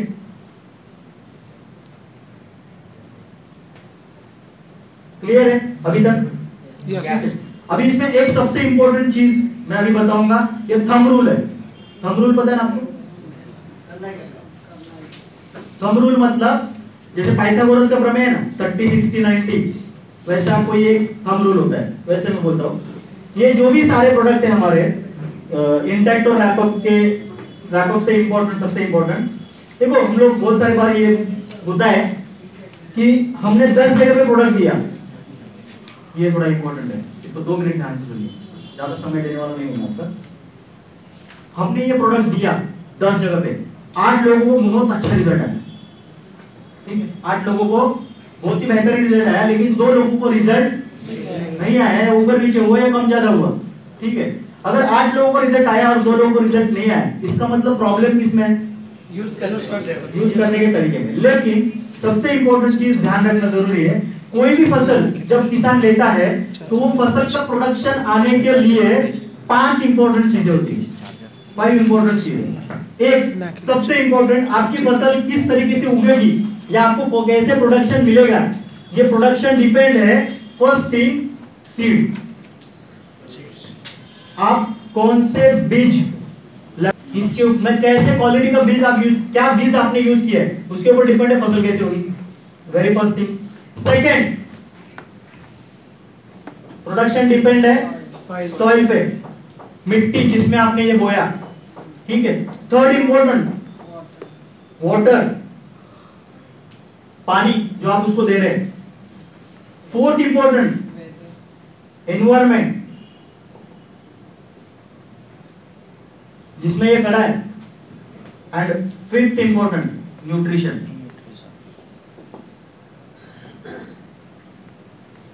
क्लियर? अब जो न्यूट्रिशन उसको प्रोवाइड कर रहे हैं उसके ऊपर, ये 5 चीजों के ऊपर डिपेंड है आपको प्रोडक्शन कैसे मिलेगा, अच्छा मिलेगा नहीं मिलेगा। अगर इनमें से कोई भी एक चीज ऊपर नीचे हो गई तो आपको जितना प्रोडक्शन चाहिए उतना प्रोडक्शन नहीं मिलेगा। तो मान लो कि आपने बाकी की सारी चीजें अच्छी है, लेकिन आपने जो सीड लाया था वही खराब निकला, क्या होगा? आपके सीड भी अच्छे, लेकिन जिस मिट्टी में आपने वो डाला वो मिट्टी खराब है, नहीं होगा। आपके ये दोनों चीजें अच्छी है, लेकिन जो पानी आप यूज कर रहे हैं उसका पीएच बहुत ही ज्यादा है, बहुत ही कम है, या इसमें कुछ भलतेज केमिकल आपके है, रिजल्ट आएगा क्या? आपने ये तीनों भी चीजें अच्छी है, लेकिन अचानक से एनवायरमेंटल चेंजेस आ गए, अभी अच्छा खासा चल रहा है, लेकिन कल से मैं देख रहा हूँ थोड़े बादल आना चालू हो गए। अभी वो फसल के लिए, जो फसल अभी हमने लगाई है वो फसल के लिए वो बादल नहीं आने चाहिए, क्योंकि उसको पता नहीं है कि ये बादल आएंगे तो क्या करना है। क्लियर है ना? अभी आपने क्या लगाया है? चना लगाया है। अभी वो चने को सिर्फ इतना ही पता है कि आज मैं जब बढ़ूंगा तो मुझे बहुत जबरदस्त ठंड लगेगी, सुबह सुबह वो कोहरा गिरेगा, वो कोहरे से मेरे को पानी मिलेगा, वो पानी से मैं बढ़ूंगा। ठीक है, अभी अचानक से बादल आ गए, ठंड चली गई, गर्मी हो गई, उसको पता ही नहीं क्या करना है। वो क्या करेगा? खुद से स्ट्रेच बिहेव करना चालू कर देगा कुछ तो। तो ये इन्वायरमेंट चेंजेस की वजह से कुछ जो बादल आने के बाद आने वाले जो कीड़ थे वो आ जाएगी। अब वो फसल को पता ही नहीं यार ये कीड़ से कैसे मुकाबला करना है, क्योंकि मेरे अंदर जो रेजिस्टेंस पावर है वो कुछ अलग चीजों के लिए बनाई गई थी। ठंड में जो कीड़ आती है उसके लिए, अभी अचानक से वो बादल वाली कीड़ आ गई, उससे अटैक करने का रेजिस्टेंस पावर उसमें, तो इन्वायरमेंट जरूरी है नहीं है? बहुत जरूरी है। तो ये हमारे देखो अभी इसमें क्या प्रॉब्लम है, आप ये एक आपने सीड अच्छा यूज किया, सॉइल अच्छा है, वाटर अच्छा है, इन्वायरमेंट भी प्रॉपर रहा, लेकिन जो न्यूट्रिशन उसको मिलना चाहिए वो प्रॉपर मिला ही नहीं। बचपन में मां का दूध पिलाना था, हमने डायरेक्टली वो 16 साल का हो गया तब पिलाया, हो गए ग्रोथ ही नहीं मिलेगी, प्रोडक्शन नहीं मिलेगा, मतलब न्यूट्रिशन भी जरूरी है। अब इंपॉर्टेंट क्या है, आपको फसल अच्छी लानी है तो सीड, सॉइल, वाटर, इन्वायरमेंट और न्यूट्रिशन, ये पांचों चीजें अच्छी होनी जरूरी है। अब ये पांचों चीजें अच्छी हो सकती है इसकी कोई गारंटी नहीं है, लेकिन इन पांचों चीजों के ऊपर रिजल्ट थोड़ा ऊपर नीचे हो सकता है, ठीक है। अभी इसमें सबसे इंपॉर्टेंट क्या देखना है कि इसमें सीड, सॉइल, वाटर और इन्वायरमेंट, ये चारों चीजें फार्मर के कंट्रोल में है क्या? आप कौन से क्वालिटी का सीड यूज कर सकते हो, क्या आपके कंट्रोल में है? आए दिन पेपर में पढ़ते हो ना बोगस सीड, ठीक है, तो आपके कंट्रोल में सीड नहीं है। सॉइल आपके कंट्रोल में थी अब नहीं है, पर अब नहीं है। पानी बिल्कुल भी आपके कंट्रोल में नहीं, ठीक है। एनवायरमेंट तो है ही नहीं, तो आपके कंट्रोल में क्या है? तो वो हम लोग दे रहे हैं, ठीक है। तो हम एक पैरामीटर्स को कंप्लीट कर रहे हैं न्यूट्रिशन के, बाकी के 4 पैरामीटर जो हमारे कंट्रोल में नहीं है, जिसका इफेक्ट रिजल्ट के ऊपर आता है, ज्यादा है, ठीक है ना। तो अगर आपका रिजल्ट ऊपर नीचे होता है तो आप पूरा ब्लेम एक ही पैरामीटर को कैसे डाल सकते हैं? डाल सकते हैं क्या? नहीं डाल सकते। तो ये जानना भी जरूरी है ना कि क्या इधर प्रॉब्लम है, क्या इधर प्रॉब्लम है, क्या इधर प्रॉब्लम है, क्या इधर प्रॉब्लम है। अगर आपने 10 लोगों को प्रोडक्ट दिया है, 8 लोगों ने ये प्रोडक्ट का रिजल्ट यूज करके रिजल्ट बहुत अच्छा आया, लेकिन 2 लोगों को रिजल्ट नहीं आया, तो न्यूट्रिशन तो 10 के 10 को सेम मिला ना। मतलब हमारे हाथ में जो था वो हमने 10 के 10 को क्या किया? सेम दिया। तो गड़बड़ कहां पे होगी? ये ऊपर के चारों में कहीं पे तो गड़बड़ है, तभी उसको रिजल्ट जो है वो वैरी हुआ। शायद उसका सीड अच्छी क्वालिटी का नहीं, शायद उसकी सॉइल अच्छी क्वालिटी की नहीं, शायद उसका पानी अच्छा नहीं है, शायद इन्वायरमेंट ने कुछ तो गड़बड़ मार दी बीच में, तो उसकी वजह से रिजल्ट वैरी हो सकता है। अगर आप बोलते हो, जब आप बोलते हो कि सर मैंने इसको प्रोडक्ट दिया था लेकिन उसको रिजल्ट ही नहीं आया, अभी वो क्या बोलते हैं आपके गुजरात में, हमारे यहाँ पे वो गाली की तरफ बोलते हैं, आपके यहाँ वो पागल बंदे को गांडा बोलते हैं, गांडा भेज हुए क्या है। अरे सर अभी कितने साल हो गए स्टीम रिच मार्केट में? 2002 में steam rich first time market में इंट्रोड्यूस हुआ, आज 16 साल हो गए। 16 साल में कितने किसानों ने अभी तक स्टीम रिच यूज किया? लाखों लोगों ने ये स्टीम रिच यूज किया। लाखों, इन लाखों लोगों में कितने % लोग ऐसे हैं जिनको ये प्रोडक्ट का रिजल्ट नहीं मिला? बहुत कम। मैं बोलता हूँ टेक्निकली अगर हम लोग देखते हैं तो अराउंड 97% लोग ऐसे हैं हमारे पास जिनका बोलना है कि आपका प्रोडक्ट हमने यूज किया और ये प्रोडक्ट यूज करने के बाद हमको बहुत ही बढ़िया रिजल्ट मिला, मतलब जितना बोला था ना सामने वाले ने उससे ज्यादा रिजल्ट मिला। लेकिन 3% लोग ऐसे भी हैं जो बोलते हैं कि आपका प्रोडक्ट हमने यूज किया लेकिन जितना बोला था उतना रिजल्ट नहीं मिला, ठीक है। अब ये 3% लोगों का प्रॉब्लम क्या हुआ? हमने उनको छोड़ा नहीं, हमने थोड़ा सा उनके डीप में जाके ढूंढने की कोशिश की, तो हमें ये 3 लोगों के बारे में 4 प्रॉब्लम्स सामने आए कि इन 4 चीजों की वजह से इनका जो प्रॉब्लम है वो है। सबसे पहली चीज जो हमने आइडेंटिफाई की वो ये 4 है, सॉइल, सीड, वाटर, एनवायरनमेंट। इसमें से कहीं तो एक जगह पे गड़बड़ है, ठीक है। मैं मेरे 9.5 साल के करियर में मैंने बहुत ऐसे एग्जांपल देखे जहां पे मैं उसने बोला कि यार रिजल्ट नहीं आया, हम वहां पे गए, देखा, तो प्रॉब्लम इन 4 में से कहीं तो एक जगह पे है। तो very first problem is in 4 में से कई जगह पे एक प्रॉब्लम है जो बोल रहे हैं कि रिजल्ट नहीं आया। दूसरा वो लोग थे जिन्होंने हमने जिस सिस्टम से बताया उस सिस्टम से प्रोडक्ट यूज हमने बोला 15 ml steam rich 5 ml by 95, उसने सुना कुछ, उसके खेत में काम करने वाले को बताया, उसके खेत में काम करने वाले ने 15 ml बाय 95 5 ml रिजल्ट आएगा क्या? मतलब जो सिस्टम बोली थी वो सिस्टम से यूज नहीं किया, उनको रिजल्ट नहीं आया। तीसरा, वो ऐसे लोग हैं जिनको हमारे बंदे ने जो ओवर कॉन्फिडेंट कमिटमेंट दे दी।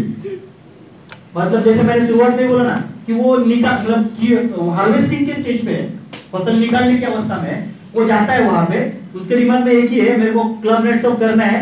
वो जाके उसको बोलता है कि ये स्टीम रिच बाय 95 यूज कर, तेरा जो इनकम प्रोडक्शन है वो 40% से बढ़ जाएगा। अभी उसको हमने पूछा, भैया तूने ये यूज किया, तेरे को कुछ तो मतलब मुनाफा हुआ क्या? उसने बोला हाँ, मेरा लास्ट ईयर 5 बोरी हुआ था, मतलब लास्ट ईयर मेरा 10 क्विंटल हुआ था, इस साल मेरा 12 क्विंटल हुआ। तो क्या प्रॉब्लम है भाई? नहीं, उन्होंने तो बोला कि तेरा 15 से 17 तक जाएगा। तो प्रॉब्लम क्या है? प्रोडक्ट का प्रॉब्लम है कि ओवर कमिटमेंट का प्रॉब्लम? द फर्स्ट इज इसमें प्रॉब्लम था, सेकंड इज सिस्टम से प्रोडक्ट यूज नहीं किया, थर्ड इज ओवर कमिटमेंट का प्रॉब्लम है, और चौथा सबसे इंपॉर्टेंट कैटेगरी जिनको रिजल्ट नहीं आता वो है जिनको आपने उधार प्रोडक्ट दिया उसको कभी भी रिजल्ट नहीं आएगा।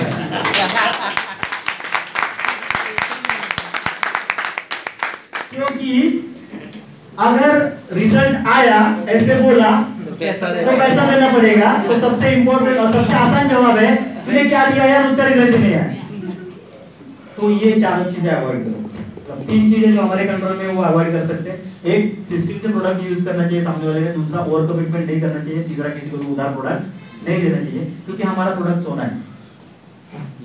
और सोना आप किसी को भी उधार देते हैं?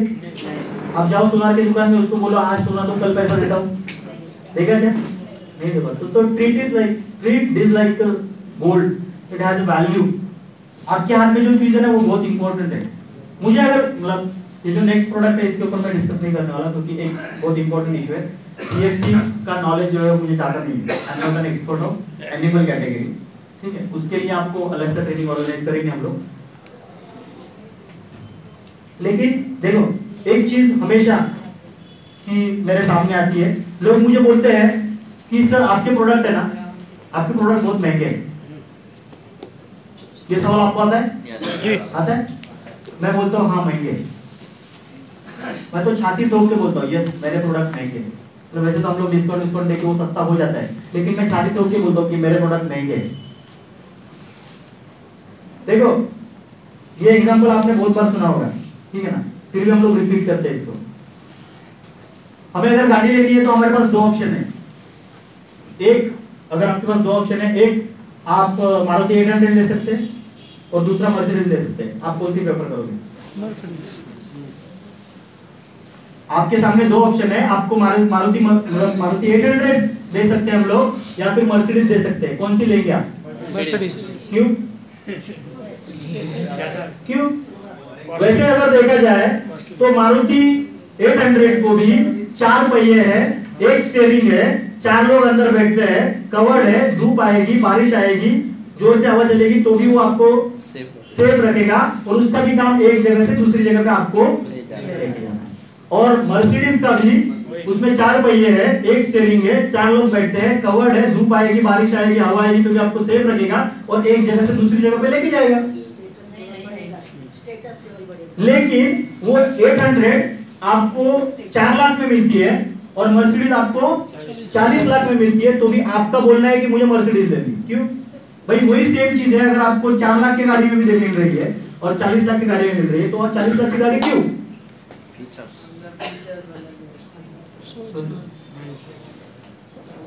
तीन चीजों के लिए आदमी कभी भी ज्यादा पैसे देता है। एक सबसे इंपॉर्टेंट चीज, और वो है सेफ्टी। सेफ्टी क्यों? क्योंकि उसमें बहुत ज्यादा सेफ्टी फीचर्स है। उसमें एयरबैग से, एबीएस है, एबीडी है, बहुत ज्यादा सेफ्टी। क्योंकि आदमी अगर चलते गाड़ी से भी कोई एक्सीडेंट हो जाता है तो भी वो बचने के चांसेस किसमें ज्यादा है? मर्सिडीज में या 800 में? मर्सिडीज में। मतलब सेफ्टी किसमें ज्यादा है? मर्सिडीज में। दूसरा, जिसको हम लोग बोलते हैं फीचर्स किसमें ज्यादा है? मर्सिडीज में। बहुत ज्यादा फीचर्स है। मतलब हमारे सचिन कुलकर्णी साहब की मर्सिडीज है, जब फर्स्ट टाइम ली थी तो हमने देखा था, हम डेमो पे ले गए थे, वो बंदे ने बोला कि सर इसमें ऐसा फीचर है, आप अगर आपके पार्किंग में जाके खड़े हो गए और आपको पार्किंग करने में दिक्कत आ रही है तो आप कुछ मत करो, हाथ उठाओ, बीच में वहां पे एक पी का बटन है, उसको दबाओ और स्टीयरिंग से हाथ निकालो, वो गाड़ी अपने आप जाएगी, पार्किंग की जगह देखेगी, पार्किंग की जगह देख के वो खुद को एडजस्ट कर लेगी और वहां पे जाके पार्क हो जाएगी। वो भी आप मतलब पट्टी का नाप लगा देख लो, उसमें कुछ वहां पे 165 सेंटीमीटर का, हर चारों जगह पे 165 मीटर का ऑब्जेक्शन छोड़ के, मतलब जो भी दीवारें है उसको छोड़ के वो अपने आप पार्क हो जाएगी। अब ये फीचर हो गया ना, एक्स्ट्रा फीचर है ये 400 में 800 में है क्या? तो आप पैसा दे रही है पहली बात तो सेफ्टी के लिए, और दूसरी बात तो क्वालिटी के लिए। Quality in the sense feature in the sense quality, क्योंकि वो उसकी क्वालिटी उससे बढ़ रही है ना, ठीक है। तो आदमी पैसा क्यों देता है? क्वालिटी का और सेफ्टी का, ठीक है। तो अगर एक चीज आप कम पैसे में खरीद रहे हो और एक चीज ज्यादा पैसे में खरीद रहे हो, तो ये दोनों चीजों का डिफरेंस उसमें आपको देखना बहुत जरूरी है, क्वालिटी या सेफ्टी, क्वालिटी और सेफ्टी का।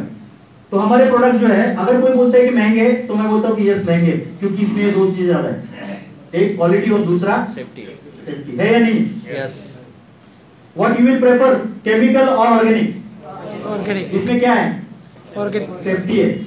दूसरा फीचर्स, जब जो हमने अभी तक के देखे कि इतने सारे प्रोडक्ट यूज करने से अच्छा है एक ही प्रोडक्ट यूज करो, आपका उत्पादन बढ़ेगा, हर जगह पे आपका खर्चा कम हो। तो आप क्वालिटी और सेफ्टी के लिए ज्यादा पैसे देते हो तो वो देना चाहिए, ठीक है। अभी एक सबसे इंपॉर्टेंट बात मैं लास्ट में बोल के जाता हूँ यहाँ पे। देखो, कोई अगर बंदा बोलता है कि ये प्रोडक्ट महंगे हैं, ठीक है, तो हमें लगता है कि प्रॉब्लम ये है कि ये प्रोडक्ट महंगे, ठीक है।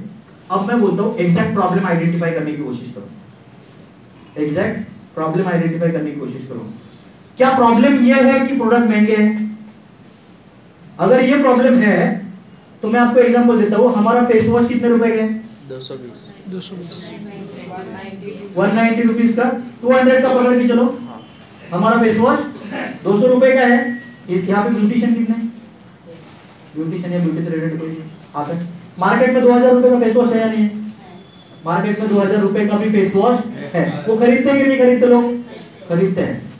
तो मार्केट में 2000 का फेस वॉश खरीदने वाले लोग भी है। उनसे जाकर पूछो कि क्या ये 2000 का फेस वॉश महंगा है, वो क्या बोलेंगे? नहीं। क्यों? क्वालिटी बिल्कुल। थोड़ा सा इसमें थोड़ा बाजू में रखो, अभी पैसा तो ज्यादा है, लेकिन एंगल, थर्ड एंगल देता हूं मैं आपको। उनको ये 2000 रुपए का फेस वॉश महंगा नहीं लग रहा है, क्योंकि ये 2000 रुपए का फेस वॉश खरीदने के लिए जो पैसा चाहिए ना, वो पैसा उनके पास है। वो किसको महंगा लग रहा है? जिसके पास पैसा नहीं। मतलब अगर आपको कोई बोलता है कि मेरा 190 का फेस वॉश महंगा है, तो वो 190 का फेस वॉश खरीदने के लिए जो पैसा चाहिए वो पैसा उसके पास नहीं। तो रियल प्रॉब्लम इज पैसा। तो ये 190 का फेस वॉश अगर तुझे महंगा लग रहा है, तो ये अगर तुझे सस्ता चाहिए, इसके लिए तुझे ज्यादा पैसा कमाना चाहिए। क्योंकि जो मर्सिडीज आपको महंगी लग रही है, वही मर्सिडीज कुछ लोगों को सस्ती भी लगती है। वही मर्सिडीज आप अंबानी को पूछो, सस्ती है। क्यों? क्योंकि उसके पास उतना पैसा है। तो आपको अगर महंगी चीज को सस्ती करनी है, तो चीजों को सस्ता करके नहीं चलेगा, आपको ज्यादा पैसा कमाना पड़ेगा। तो ऐसे आप बहुत ज्यादा पैसा कमा सकते हैं।